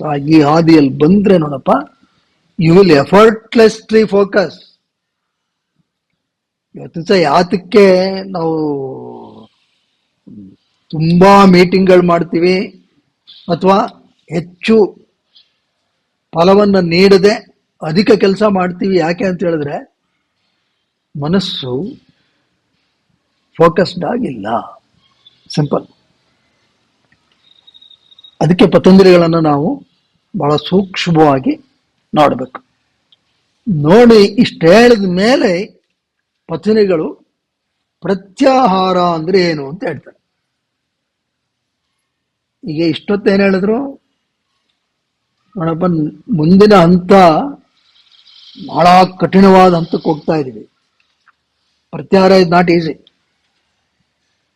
ಹೇಳ್ತೀವಿ, ಅದು ಉಪದೇಶ ಕೊಡಕ್ಕೆ ಬಹಳ ಚೆನ್ನ. ಅದು ಮಕ್ಕಳಿಗೆ ಉಪದೇಶ ಕೊಡೋದ್ರಲ್ಲಿ ನಾವೆಲ್ಲ ಎತ್ತಿದ ಕೈ. ಎಕ್ಸಾಂಪಲ್ಗಳು ಕೊಡ್ತೀವಿ. ಕಾನ್ಸಂಟ್ರೇಷನ್, ಅರ್ಜುನ್ ಕತೆ ಕೇಳಿದೀಯಾ ಅಂತ, ಅದು ಫೇಮಸ್ ಸ್ಟೋರಿ ಗೊತ್ತಲ್ಲ, ಅದೇ ಹೇಳ್ಬಿಡೋದು. ಅವು ಹೂ ಅಂತವೆ, ಅವಕ್ಕೂ ಗೊತ್ತು ಇವನಿಗೆ ಆಗಲ್ಲ ಅಂತ. ಅವಕ್ಕೆ ಅವರೆಲ್ಲ ಬುದ್ಧಿವಂತರ, ಮಕ್ಕಳೆಲ್ಲ ಹೀಗೆಲ್ಲ ಪಾಪ ಏನೋ ಬೈಕೋ ಏನೋ ಕೇಳಲ್ಲ. ಇನ್ನೊಂದು 2 ಅದು ಕೇಳ್ತಾರೆ, ನೀನ್ ಮಾಡಿ ತೋರಿಸು ಅಂತಾರೆ. ಎಲ್ಲಿ ತನಕ ಆ ಹಂತ ಮುಟ್ಟಲು ಅಲ್ಲಿ ತನಕ ನಾವೆಲ್ಲ ಸೇಫ್, ಉಪದೇಶ ಕೊಡ್ಬೋದು. ಆಮೇಲೆ ಪತಂಜಲಿ ಇಂಟ್ರೊಡ್ಯೂಸಸ್. ಹಾಗಾಗಿ ಇವ್ರು ಹೇಳಿದ್ರು, ಅರ್ಜುನ ನೋಡಯ್ಯ, ನೀನ್ ಸುಮ್ಮನೆ ಏನೋ ಸಬೂಬ್ ಕೊಡ್ತಾ ಇರ್ತೀಯ ಓ ಶಿಷ್ಯ, ಅದಾಗ್ಲಿಲ್ಲ ಇದಾಗ್ಲಿಲ್ಲ ಅಂತ, ಅದು ಯಾವುದು ಕೆಲಸಕ್ಕೆ ಬರಲ್ಲ, ಕೆಲಸಕ್ಕೆ ಬರಲ್ಲ. ಅದಕ್ಕೆ ನಿನಗೆ ಮುಂದಿನ ಸೂತ್ರ ಹೇಳ್ತೀನಿ, ತಿಳ್ಕೊ. ಸ್ವವಿಷಯ ಸಂಪ್ರಯೋಗೆ ಚಿತ್ತಸ್ಯ ಸ್ವರೂಪಾನುಕಾರ ಇವೇಂದ್ರಿಯಾಣಂ ಪ್ರತ್ಯಾಹಾರ. ಪ್ರತ್ಯಾಹಾರ ಅಂತಕ್ಕಂಥದ್ದು ನೋಡಪ್ಪ, is a very very very important ಸಾಧನ, ಇಂಪಾರ್ಟೆಂಟ್ ಸಾಧನ, ವೆರಿ ಇಂಪಾರ್ಟೆಂಟ್. ಇದೇನು? ಸ್ವ ವಿಷಯ. ಸ್ವ ಅಂತ ಹೇಳಿದ್ರೆ ಅವುಗಳ, ಅದರ. ವಿಷಯ ಅಂತ ಹೇಳಿದ್ರೆ ಆಬ್ಜೆಕ್ಟ್, ಏನೋ ನೋಡ್ತೀವಿ, ಏನೋ ಕೇಳಿಸ್ಕೋತೀವಿ, ಇದೆಲ್ಲ ವಿಷಯಗಳು, ಇಂದ್ರಿಯ ವಿಷಯಗಳು. ವಿಷಯ ಅಸಂಪ್ರಯೋಗೆ, ವಿತ್ಡ್ರಾವಲ್, ಅದರಿಂದ ಹಿಂದಕ್ಕೆ ಬರೋದು ಬಹಳ ಕಷ್ಟ. ಚಿತ್ತಸ್ಯ, ಹಿಂದಕ್ಕೆ ಬಂದ್ಬಿಟ್ಟು ಏನ್ ಮಾಡ್ಬೇಕು? ಹಿಂದಕ್ಕೆ ಬರೋದು ಅಂತ ಹೇಳಿದ್ರೇನು? ಅಂತರಿಂದ್ರಿಯ ಯಾವುದು? ಮನಸ್ಸು. ಮನಸ್ಸಿಲ್ಲದೆ ಇದ್ರೆ ಈ ಇಂದ್ರಿಯಗಳದೇನು, ಈ ನಮ್ಮ ಕಣ್ಣು, ಕಿವಿ, ಮೂಗು, ನಾಲಿಗೆ ಇವುಗಳನ್ನೆಲ್ಲ ಗೋಲಕ ಅಂತ ಕರೀತಾರೆ ಟೆಕ್ನಿಕಲಿ. ಗೋಲಕ ಅಂತ ಹೇಳಿದ್ರೆ ಸುಮ್ಮನೆ ತಲುಪಿಸುತ್ತೆ ಅಷ್ಟೇ. ಆದ್ರೆ ಮನಸ್ಸು is the one which processes. ನಾವೇನೋ ನೋಡ್ತೀವಿ, ಮೊಬೈಲ್ ನೋಡಿದೆ, ಮೊಬೈಲ್ ಫೋನ್ ನೋಡಿದೆ, ಕಣ್ಣಿಂದ ಹೋಯ್ತು. ಕಣ್ಣಿಲ್ದೇ ಇದ್ರೆ ಅದು ಹೋಗ್ತಿತ್ತ? ಹೋಗ್ತಿಲ್ಲ. ಕಣ್ಣು ಅದನ್ನು ಕಳಿಸುತ್ತೆ. ಅದೆಲ್ಲ ಏನು ಒಂದು ಇನ್ವರ್ಟೆಡ್ ಇಮೇಜ್ ಆಗುತ್ತೆ, ರೆಟಿನಾ ಅಂತಿದೆ, ಅದ್ರ ಮೇಲೆ ಬೀಳುತ್ತೆ, ಅದರಿಂದ ಮೆದುಳಿಗೆ ಹೋಗುತ್ತೆ, ಒಂದು 30 ಪ್ರೋಸೆಸ್ ಆಗುತ್ತೆ ಅದು. ಹಾಗೆ ಮೆದುಳಲ್ಲಿ ಇದಾಗಿ ಮನಸ್ಸು ಅದನ್ನು ಗ್ರಹಿಸಿ ನಾವು ಬರುತ್ತೆ ಚಿತ್ತ, ಇದು ಓ ಮೊಬೈಲ್ ಫೋನ್. ಪ್ರಾಯಶಃ ಇದನ್ನೊಂದು 40 ವರ್ಷದಿಂದ ನನ್ನಂತವನು ತೋರಿಸಿದ್ರೆ ನಮ್ಗೇನು ಗೊತ್ತಿರಲಿಲ್ಲ, ಇದೇನೋ ಒಂದೇನೋ ಇಟ್ಟಿದ್ದಾರೆ ಅಂತಾನೆ. ಈಗ ಗೊತ್ತಾಗ್ಬಿಡುತ್ತೆ ಮೊಬೈಲ್ ಫೋನ್. ಗೊತ್ತಾಯ್ತು. ಗೊತ್ತಾದ್ಮೇಲೆ ಏನಾಗ್ಬಿಡುತ್ತೆ, ಓ ಚೆನ್ನಾಗಿದೆ, ಯಾರು ನೋಡ್ತಾ ಇಲ್ಲ, ನನ್ನ ಹತ್ರ ಇಲ್ಲ, ಇದು ನನಗೆ ಬೇಕು, ನನಗಿಷ್ಟ, ಆಗ ಅದು ವಿಷಯ ಆಗ್ಬಿಡ್ತು. ವಿಷಯ ಆಗೋಯ್ತು ಅಂತ ಹೇಳೋದು ಅದು ತಲ್ಲಣ ಉಂಟು ಮಾಡ್ತು. ಇದು ಬೇಕು, ಇದನ್ನ ಹೆಂಗೆ ಗಳಿಸೋದು ಬಂತು. ಸುಮ್ಮನೆ ನೋಡಿದೆ, ಇದು ಮೊಬೈಲ್ ಫೋನ್, ಅಡ್ಡಿ ಇಲ್ಲ, ಅಲ್ಲಿಗೆ ನಿಂತ್ರೆ ಓಕೆ. ನನಗೆ ಬೇಕು, I like it or I don't like it, both are problem. ಇವರು ಹೇಳ್ತಾರೆ, ಇದು ಚಿತ್ತಸ್ಯ ಸ್ವರೂಪ ಅನುಕಾರ. ಆಗೇನ್ ಮಾಡುತ್ತೆ, ಮನಸ್ಸಿನಲ್ಲಿ ಏನಿದೆಯೋ ಆ ಸ್ವರೂಪವನ್ನ ಇದು ಅನುಕರಿಸುತ್ತೆ. ಇವ ಇಂದ್ರಿಯಾಣ, ಆಸ್ ಇಫ್ ಇಂದ್ರಿಯಾಣ means of the senses. This is pratyahara. When the senses disengage from their objects and imitate, as it were, the essential nature of the mind stuff, that is pratyahara. ಅಂದ್ರೆ ಈಗ ಮನಸ್ಸಿನಲ್ಲಿ ಸಾಕ್ಷಾತ್ ವೆಂಕಟೇಶ್ವರನ ದರ್ಶನ ಮಾಡ್ತಾ ಇದ್ದೀವಿ ಅಂತ ಇಟ್ಕೊಳ್ಳಿ. VVIP ದರ್ಶನ, ವೆಂಕಟೇಶ್ವರನಿಂದ ಒಂದು 4 ಅಡಿ ಮುಂದೆ ನೋಡ್ತಾ ಇದ್ದೀವಿ. ಆ ಮೂರ್ತಿಯಲ್ಲೇ ನೀನು ಮನಸ್ಸಿದೆ, ನಿನ್ನ ಏನಿಲ್ಲ, ಅಷ್ಟೇ ಇಂದ್ರಿಯಗಳ ಒಂದು ಪ್ರಲೋಭನೆ ಏನಿಲ್ಲ, ಇನ್ನೇನು ಇಲ್ಲ ನಿನಗೆ. ನೋ ಒಂದು ಬೇರೆ ಅನ್ಯ ಆಕರ್ಷಣೆಗಳು ಏನೂ ಇಲ್ಲ. You are completely withdrawn. Your mind has taken the shape of lord Venkateshwara and your ಇಂದ್ರಿಯಾಸ್, ಅಂತರಿಂದ್ರಿಯ ಯಾವುದು ಮನಸ್ಸು, ಅದು it is also taking that shape only. Your complete focus withdraw, ಪ್ರತ್ಯಾಹಾರ ಅಷ್ಟೇ. ನೋಡದೆ ಕಣ್ಣು ಬಿತ್ತು 42 ಲಕ್ಷ ವಜ್ರದ ಕಿರೀಟ ಎಷ್ಟಿದೆ, ಇದರಲ್ಲಿರೋ ಒಂದು ಮುತ್ತು ನನ್ನ ಕೈ ಬರಲಿಕ್ಕೆ ಹಾಕಿಸ್ಲಿಲ್ಲ. ಅಯ್ಯೋ, ನಂದು ಒಂದು ಜನ್ಮ ಹೋಯ್ತು. ಇಷ್ಟೆಲ್ಲ ದರ್ಶನ ಇದು. ಲಾಡು ಏನೋ ರಶ್ ಅಂತೆ, ಎಷ್ಟು ಕೊಡ್ತಾರೋ ಏನೋ, ಗಾನ್. ಪ್ರತ್ಯಾಹಾರ ಇಲ್ಲ. You are disturbed, then there is no use. So it's very very difficult. ಅದಕ್ಕಿಲ್ಲಿ 2 ಮುಖ್ಯ ಪತಂಜಲಿಗಳು ತರೋದು. ಒಂದು ಅಸಂಪ್ರಯೋಗೆ. ಅಸಂಪ್ರಯೋಗ ಅಂತ ಹೇಳಿದ್ರೆ ನಾವು ಇವುಗಳನ್ನ ಹಿಂತೆಗೆದುಕೊಳ್ಳುವುದು, ಮೊಬೈಲ್ ಅಥವಾ ಇನ್ನೇನೋ ಹಿಂತೆಗೆದುಕೊ, don't get engaged with that.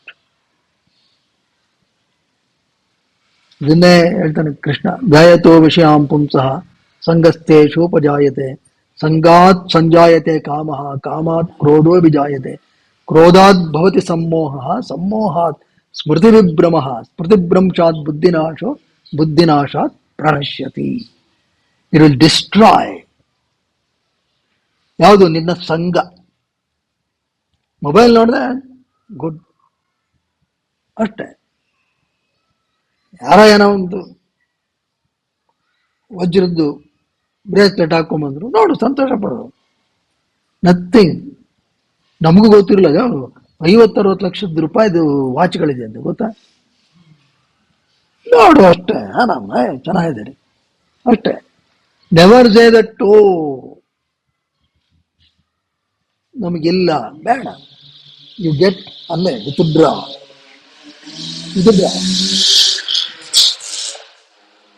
ಯಾವ ಮನೆಗೆ ಹೋಗ್ತೀವಿ, ಯಾವುದೋ ಒಂದು ಚಲನಚಿತ್ರ ಬರ್ತಾ ಇರುತ್ತೆ, ನೋಡ್ಬೇಕು. ನೋಡ್ಲೇಬಾರ್ದು ಅಂತಲ್ಲ, ನೋಡಿ. ಆದ್ರೆ ಅದೇನ್ ಚಲನಚಿತ್ರ ಕೆಲವೆಲ್ಲ 9 ಗಂಟೆಗೆ ಶುರು ಆಗಿ 12-1 ಗಂಟೆ ತನಕ ಓಡ್ತಾ ಇರುತ್ತೆ. ತಕ್ಷಣ ವಿತ್ಡ್ರಾ. ಇಲ್ಲ, ನಾಳೆ ಬೆಳಗ್ಗೆ ಬೇಗ ಹೇಳ್ಬೇಕು, ಸಾಧನೆ ಅಷ್ಟೇ, ಲಿಮಿಟ್. ಮತ್ತೆ ಇಂಥವೆಲ್ಲ ಕೆಲವೆಲ್ಲ ನೋಡಬಾರ್ದು, ಕೇಳಿಸ್ಕೋಬಾರ್ದು, ಬೇಡ. ಯಾವುದೋ ದ್ವೇಷ ಗೀಷ ಯಾತಕ್ಕೆ? If there is some entertainment, ನೋಡಿ. Entertainment in the right way ಅಷ್ಟೇ. ಮಿಕ್ಕಿದಲ್ಲಿ ಯಾತಕ್ಕೆ ಕೇಳಿಸ್ಕೋಬೇಕು? ಹಾಗೆ ಆಹಾರ ಸ್ವೀಕರಿಸೋದ್ರಲ್ಲೂ ಅಷ್ಟೇ. ಏನು ಅನಗತ್ಯವಾಗಿ ನಾಲಿಗೆಗೆ ಅತ್ಯಂತ ರುಚಿಕರವಾದ ಯಾಕೆ ಕೊಡ್ತೀಯ? ನೀ ಎಷ್ಟು ಕೊಡ್ತೀಯೋ ಅದಕ್ಕೆ ಇನ್ನಷ್ಟು ಜಾಸ್ತಿ. ಮೊದಲು ನನಗೆ ನೆನಪಿದ್ದಂಗೆ ನಾವು ಹೋಟ್ಲ್ ಮುಂದೆ ಹೋದ್ರೆ ಈಗ ಬರೋ ಅಷ್ಟು ವಾಸನೆಗಳಾಗಿ ಬರ್ತಿರ್ಲಿಲ್ಲ. ಹೌದ್ರಿ? ಈಗ ಏನು ವಾಸನೆಗಳು ಬರುತ್ತೆ, ಅಬ್ಬಬ್ಬಬ್ಬ. ಯಾಕೆ ಅಂತ ಹೇಳಿದ್ರೆ ಇಂಟೆನ್ಸಿಟಿ ಜಾಸ್ತಿ ಆಗ್ತಾ ಇದೆ. ಯಾಕೆ? ಇದು ಮಾಮೂಲಿ ವಾಸನೆಗೆ ಇದು ಜಡ್ಡಿಡ್ದೋಗಿದೆ. ಅದಕ್ಕೆ ಏನ್ ಮಾಡ್ತಾನೆ, ಎಲ್ಲ ಹೋಗ್ತಾನೆ. ಮೊನ್ನೆ ಎಲ್ಲಿ ನೋಡ್ದೆ, ಎಲ್ಲ ಹೋಗಿದ್ವಲ್ಲ, ಯಾರ್ದು ಏನೋ ಕಾರ್ಯಕ್ರಮ ರೀ, ಆ ಬೀಡಾಗೆ ಬೆಂಕಿ ಹಾಕ್ಬಿಟ್ಟಿಡ್ತಾ ಇದೆ ಬಾಯಿಗೆ. ನೋಡಿದೀರಾ ನೀವು? ಅಯ್ಯೋ, ಊರಿ ತಮಾಷೆ ಅಲ್ಲ. ಅಯ್ಯೋ ಕರ್ಮ. ಅವ್ರಿಗೆ ನಾನು ಹೇಳ್ಬೋಣ ಅನ್ಕೊಂಡಿದ್ದೆ, ಹೇಳಲಿಲ್ಲ.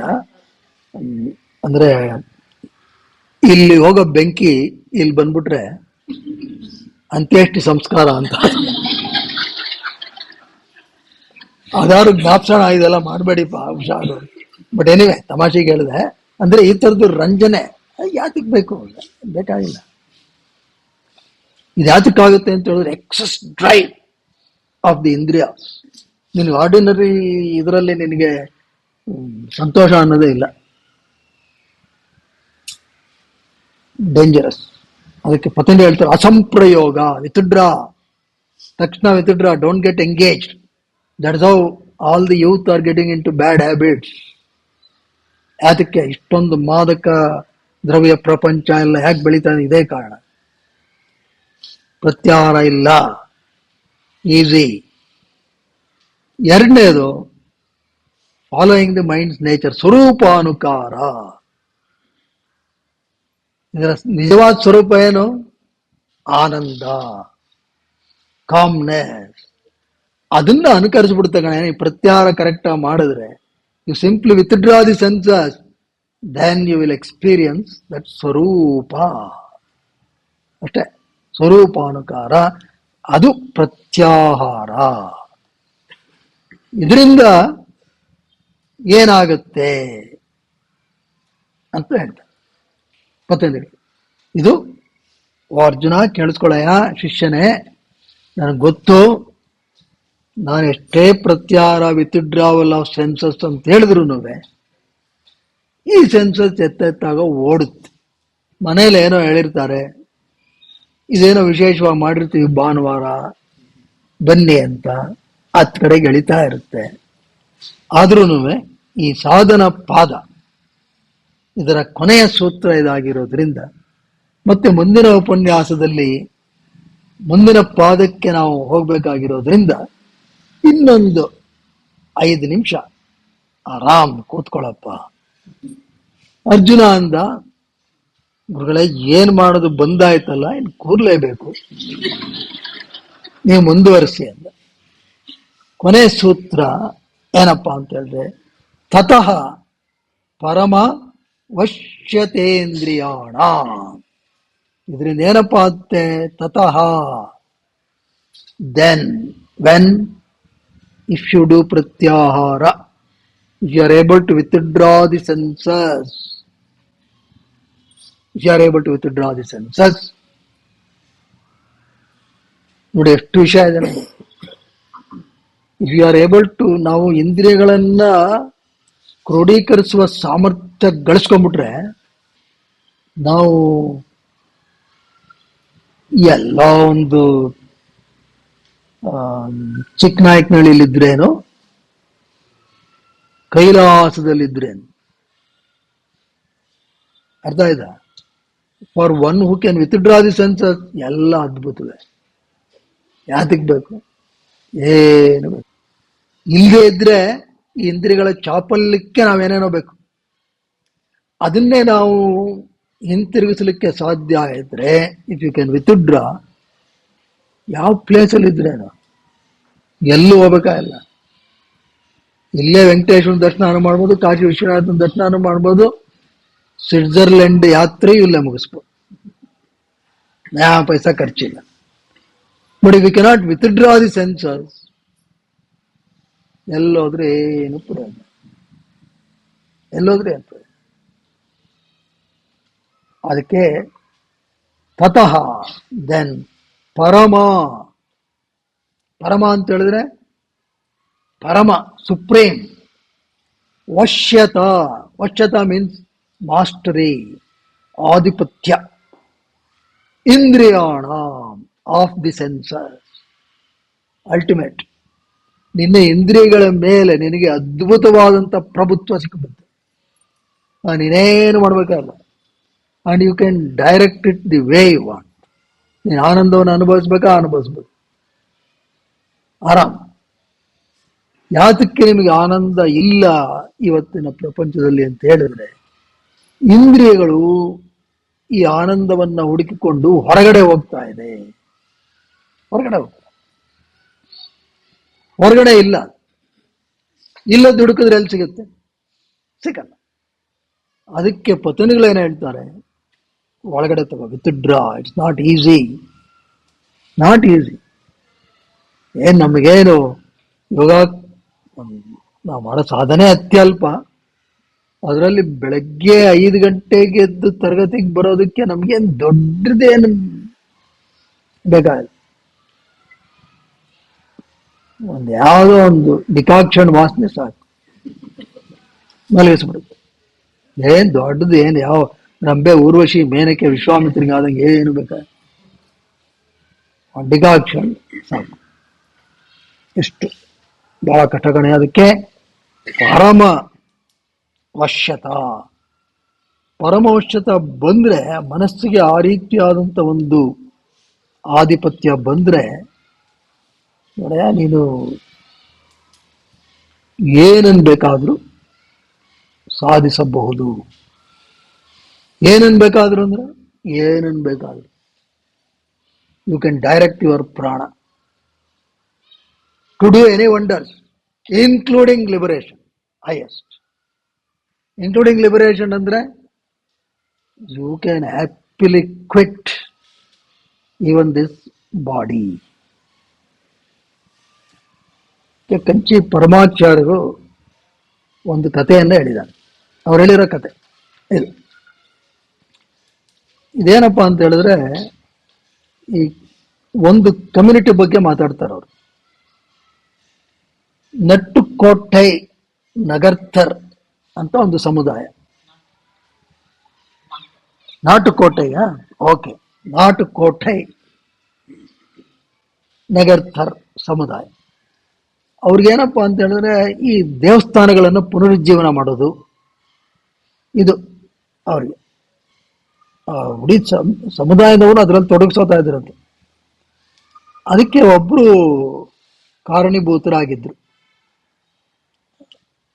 ಅವರು ಸುಂದರ ಸ್ವಾಮಿ ಅಂತ.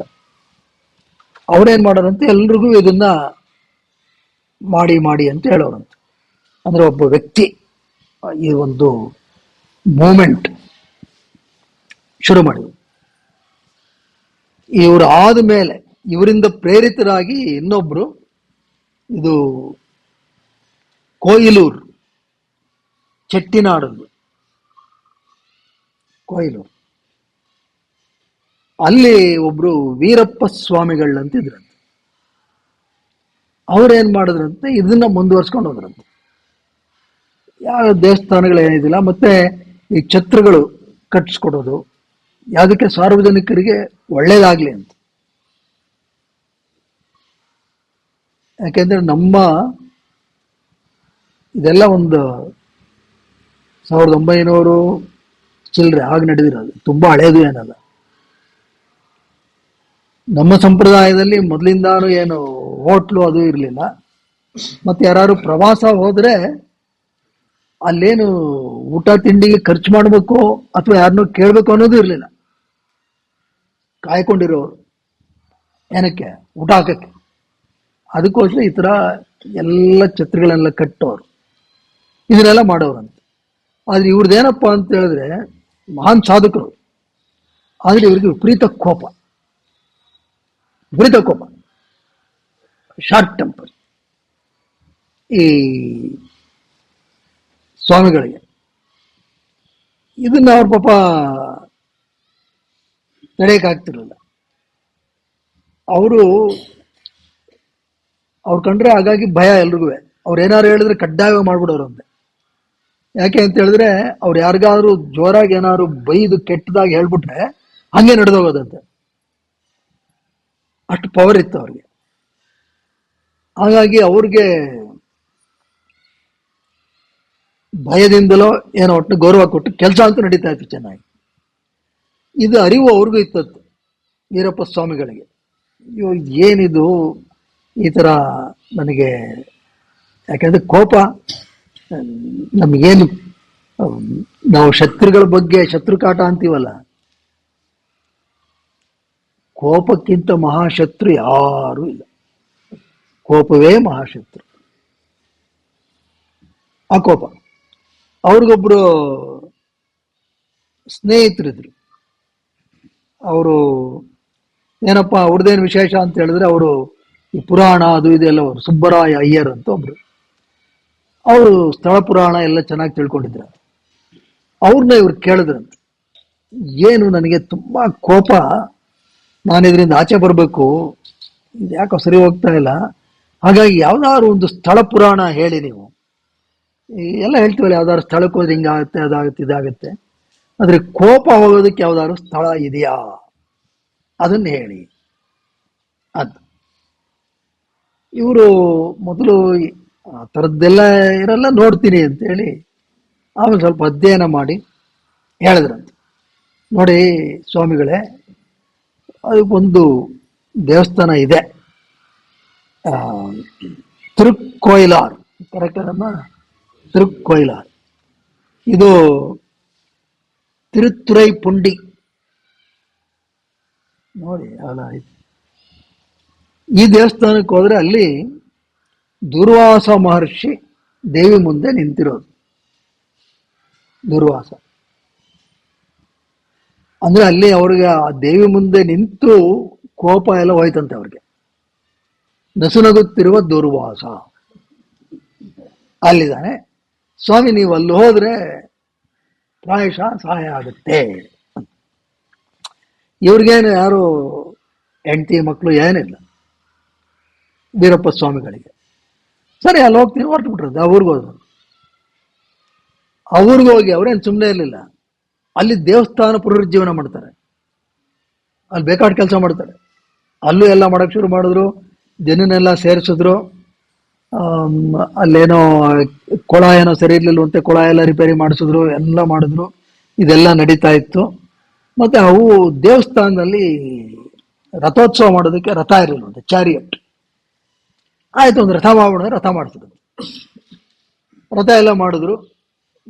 ಮಾಡಿದ್ಮೇಲೆ ಅಲ್ಲಿ ಊರು ಪ್ರಮುಖರೆಲ್ಲ ಬಂದು, ನೋಡಿ ಇದು ರಥ, ಇದು ಚಲಿಸ್ತಕ್ಕಂಥ ವಾಹನ, ಈ ವಾಹನ ಸರಿಯಾಗಿರ್ಬೇಕು, ಸರಿಯಾಗಿ ಚಲಿಸ್ಬೇಕು ಅಂತ ಹೇಳಿದ್ರೆ ಒಂದು ಆಡನ್ನ ನಾವು ಬಲಿ ಕೊಡಬೇಕು. ಹಳ್ಳಿ ಕಡೆ ಬಲಿ ಕೊಡೋದು ಬಹಳ ಹೀಗೆ ಗೊತ್ತಿಲ್ಲ, ಮೊದಲೆಲ್ಲ ಇತ್ತು. ನಾವು ನೋಡಿದ್ದೀವಿ, ತಲಕಾಡಲ್ಲಿ ಬೇಕಾಷ್ಟು ನೋಡಿದ್ವಿ, ಕಣ್ಣಾರೆ ನೋಡಿದ್ವಿ. ಚಿಕ್ಕವರಾಗಿದ್ದಾಗ ಅದು ಒಂಥರ ಬಿಡಿ ಕೊಡಬೇಕು.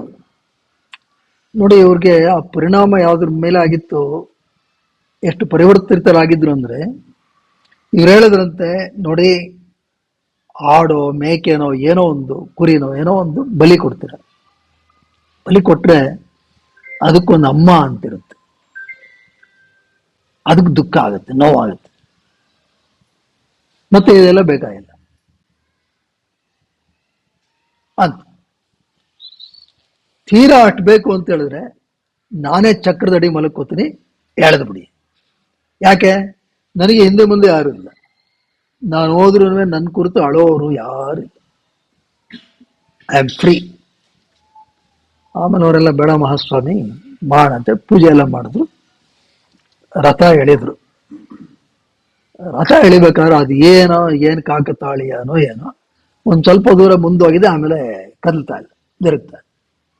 ಆವಾಗ ಮತ್ತೆ ಎಲ್ಲರೂ ಶುರು ಮಾಡಿದ್ರು, ಓ ನೋಡಿ ನಾವು ಬಲಿ ಕೊಡಿ ಅಂದ್ರೆ ಕೊಡ್ಲಿಲ್ಲ ನೀವು, ಅದಕ್ಕೆ ಹೀಗಾಗಿದೆ. ತಿರ್ಗಿ ಅವ್ರು ಹೇಳಿದ್ರಂತೆ ವೀರಪ್ಪ ಸ್ವಾಮಿಗಳು, ನೋಡಿ ನೀವೆಲ್ಲರೂ ಹೋಗಿ ದೇವಿಯನ್ನ ಪ್ರಾರ್ಥನೆ ಮಾಡ್ಕೊಳ್ಳಿ, ಪ್ರಾರ್ಥನೆ ಮಾಡ್ಕೊಳ್ಳಿ, ಅಷ್ಟು ಸಾಕು. ಒಳ್ಳೆ ಮನಸ್ಸಿನಿಂದ ಪ್ರಾರ್ಥನೆ ಮಾಡಿ, ಅಷ್ಟೇ ಸಾಕು. ಯಾರ್ಯಾರು ಈ ತರ ಉಪದೇಶ ಕೊಟ್ರೆ ಮನುಷ್ಯ ತಗೊಳ್ತಾ ಇದ್ದಂಥವರೇ ಅಲ್ಲ, ಹಾಗೆ ಒಂದು ಪರಿವರ್ತನೆ ಬಂತು. ಇವ್ರು ಹೇಳಿದ್ರಂತೆ, ನೋಡಿ ಹಾಗೂ ಆಗ್ಲಿಲ್ಲ ಅಂದ್ರೆ ರಥದ ಕೆಳಗೆ ನಾನು ಮಲ್ಕೋತೀನಿ, ಹೇಳಿರಿ ನನ್ನೇ ಬಲಿ ತಗೊಳ್ಳಿ, ಕುರಿ ಆಡು ಎಲ್ಲ ಯಾಕೆ, ಹೋಗಿ ಪ್ರಾರ್ಥನೆ ಮಾಡ್ಕೊಂಡ್ ಬನ್ನಿ. ಇವರೆಲ್ಲ ಹೋದ್ರು, ಪ್ರಾರ್ಥನೆ ಮಾಡಿದ್ರು. ಪ್ರಾರ್ಥನೆ ಮಾಡಿ ಆ ಸುಬ್ರಾಯ ಅಯ್ಯರ್ ಯಾರು ಇವ್ರು ಕಳಿಸ್ರು, ಅವರು ಬಂದಿರ್ತಾರೆ, ಎಲ್ಲ ಪ್ರಾರ್ಥನೆ ಮಾಡಿದ್ರು. ಪ್ರಾರ್ಥನೆ ಮಾಡಿ ಬಂದ್ರು.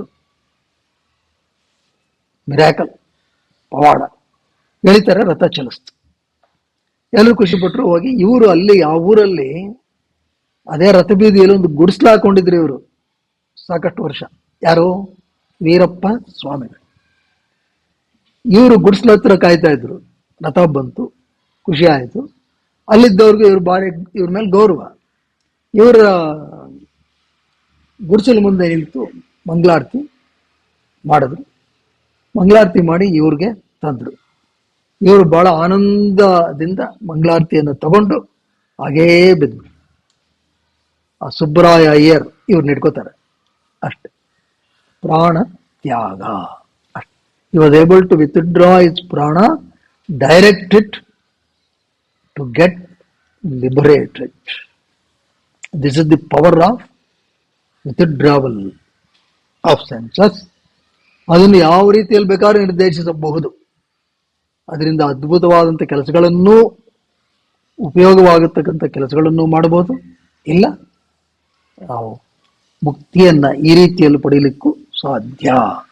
ಇದನ್ನ ಕಂಚಿ ಪರಮಾಚಾರ್ಯರು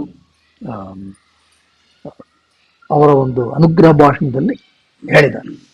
ಹಾಗಾಗಿ ಅದನ್ನ ನಿವೇದಿಸುವ ಪ್ರಯತ್ನವನ್ನ ನಾವು ಮಾಡಿದ್ವಿ. ಇಲ್ಲಿಗೆ ಪತಂಜಲಿ ಮಹರ್ಷಿಗಳ ಸಾಧನಾ ಪಾದ ಮುಕ್ತಾಯವಾಗುತ್ತೆ. ಇದು ಸಮಾಧಿ ಪಾದ ಮತ್ತು ಸಾಧನಾ ಪಾದ ಎರಡನ್ನು ನಾವು ಮುಗಿಸಿದ್ದೀವಿ. ಈ ಸಾಧನ ಪಾದದ ಒಂದು ಸೂತ್ರಗಳ ಪಠಣಕ್ಕೆ ಅನುಕೂಲವಾಗತಕ್ಕಂಥ ಒಂದು ಧ್ವನಿಮುದ್ರಿಕೆಯನ್ನ ಸದ್ಯದಲ್ಲೇ ಮಾಡ್ತೀವಿ. ಹಾಗಾಗಿ ನಾವು ಇದನ್ನೆಲ್ಲ ಶ್ರವಣ ಮಾಡೋದಷ್ಟೇ ಅಲ್ಲ, ಇದು ಬಹಳ ಮುಖ್ಯ ಅಂತ ಹೇಳಿದ್ರೆ ಮನನ ಮಾಡಬೇಕು, ಆಚರಣೆಗೆ ತರಬೇಕು. ಅದಕ್ಕೇನೆ ಈ ಘಟನೆ ಹೇಳಿದ್ದು ವೀರಪ್ಪ ಸ್ವಾಮಿಗಳದು. ಸುಮ್ಮನೆ ನಾವು ಎಲ್ಲೋ ದೂರವಾದ ಮಠಗಳು ನೋಡಿದೆ ಅದಾಯ್ತು ಇದಾಯ್ತು ಅಂದ್ರೆ ಆಗಲ್ಲ. ಅದನ್ನ ಸ್ವೀಕರಿಸ್ಬೇಕು. ಸ್ವೀಕರಿಸೋದು ಅಂತ ಹೇಳಿದ್ರೆ ಪ್ರತ್ಯಾಹಾರದಿಂದಾನೇ ಸಾಧ್ಯ. ಇಲ್ಲಾಂದ್ರೆ ಇಂದ್ರಿಯಗಳು ಹೋಗ್ತಾ ಇದ್ರೆ ಹೋಗ್ತಾನೆ ಇರುತ್ತೆ. ಮಾಡಿದ್ರೆ ಯಾವ ಮಟ್ಟಕ್ಕೆ ಹೋಗೋದು ಅನ್ನೋದಕ್ಕೆ ಇದೊಂದು ಅದ್ವಿತೀಯವಾದಂಥ ಒಂದು ಉದಾಹರಣೆ. ಹಾಗಾಗಿ ಇದನ್ನು ಹೇಳಿದ್ವಿ. ಇಲ್ಲಿಗೆ ಇವತ್ತಿಗೆ ನಾವು ಈ ಸಾಧನ ಪಾದವನ್ನ ಮುಗಿಸಿದ್ದೀವಿ. ಗುರುಗಳು ಅದಕ್ಕೆ ಹೇಳಿದ್ರು, ಅರ್ಜುನ ಇನ್ನಾದ್ರೂ ಈಗಾಗಲೇ 2 ಅಧ್ಯಾಯ ಮುಗಿದಾಯ್ತು, ಮುಂದೆ ನಾವು ವಿಭೂತಿ ಪಾದಕ್ಕೆ ಹೋಗ್ತಾ ಇದ್ದೀವಿ. ಅವೆಲ್ಲ ಇನ್ನ ಅದಕ್ಕೇನೆ ಪತಂಜಲಿಗಳು ಧಾರಣ, ಧ್ಯಾನ, ಸಮಾಧಿ ಇದನ್ನ ಸಾಧನೆಯಲ್ಲಿ ಸೇರಿಸಲಿಲ್ಲ, ವಿಭೂತಿ ಪಾದಕ್ಕೆ ಹಾಕಿದ್ರು. ಅದು ಯಾಕೆ ಏನು ಅಂತಕ್ಕಂಥದ್ದನ್ನು ನೋಡೋಣ.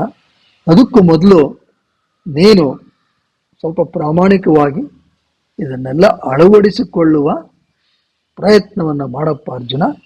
ಈ ಪ್ರಯತ್ನವನ್ನು ಪ್ರಾಮಾಣಿಕವಾಗಿ ಮಾಡಿ ಮುಂದಿನ ತಿಂಗಳು ಬಾ. ಅರ್ಜುನ ಕಂಡ್ಬಿಟ್ಟ. ಅವ್ರು ಹೇಳಿದ್ರು, ಮಾಡದೇ ಇದ್ರು ಬಾ. ಓ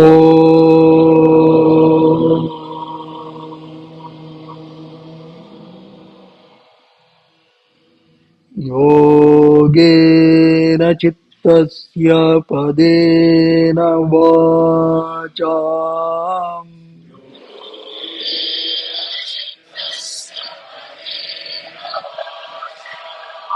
ಮಲಂ ಶರೀರಸ್ಯ ಚ ವೈದ್ಯಕೇನ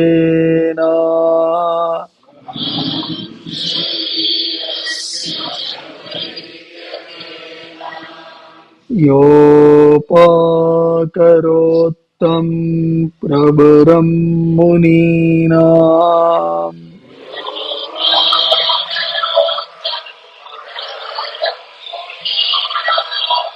ಪತಂಜಲಿಂ ಪ್ರಾಂಜಲಿರಾನತೋಸ್ಮಿ.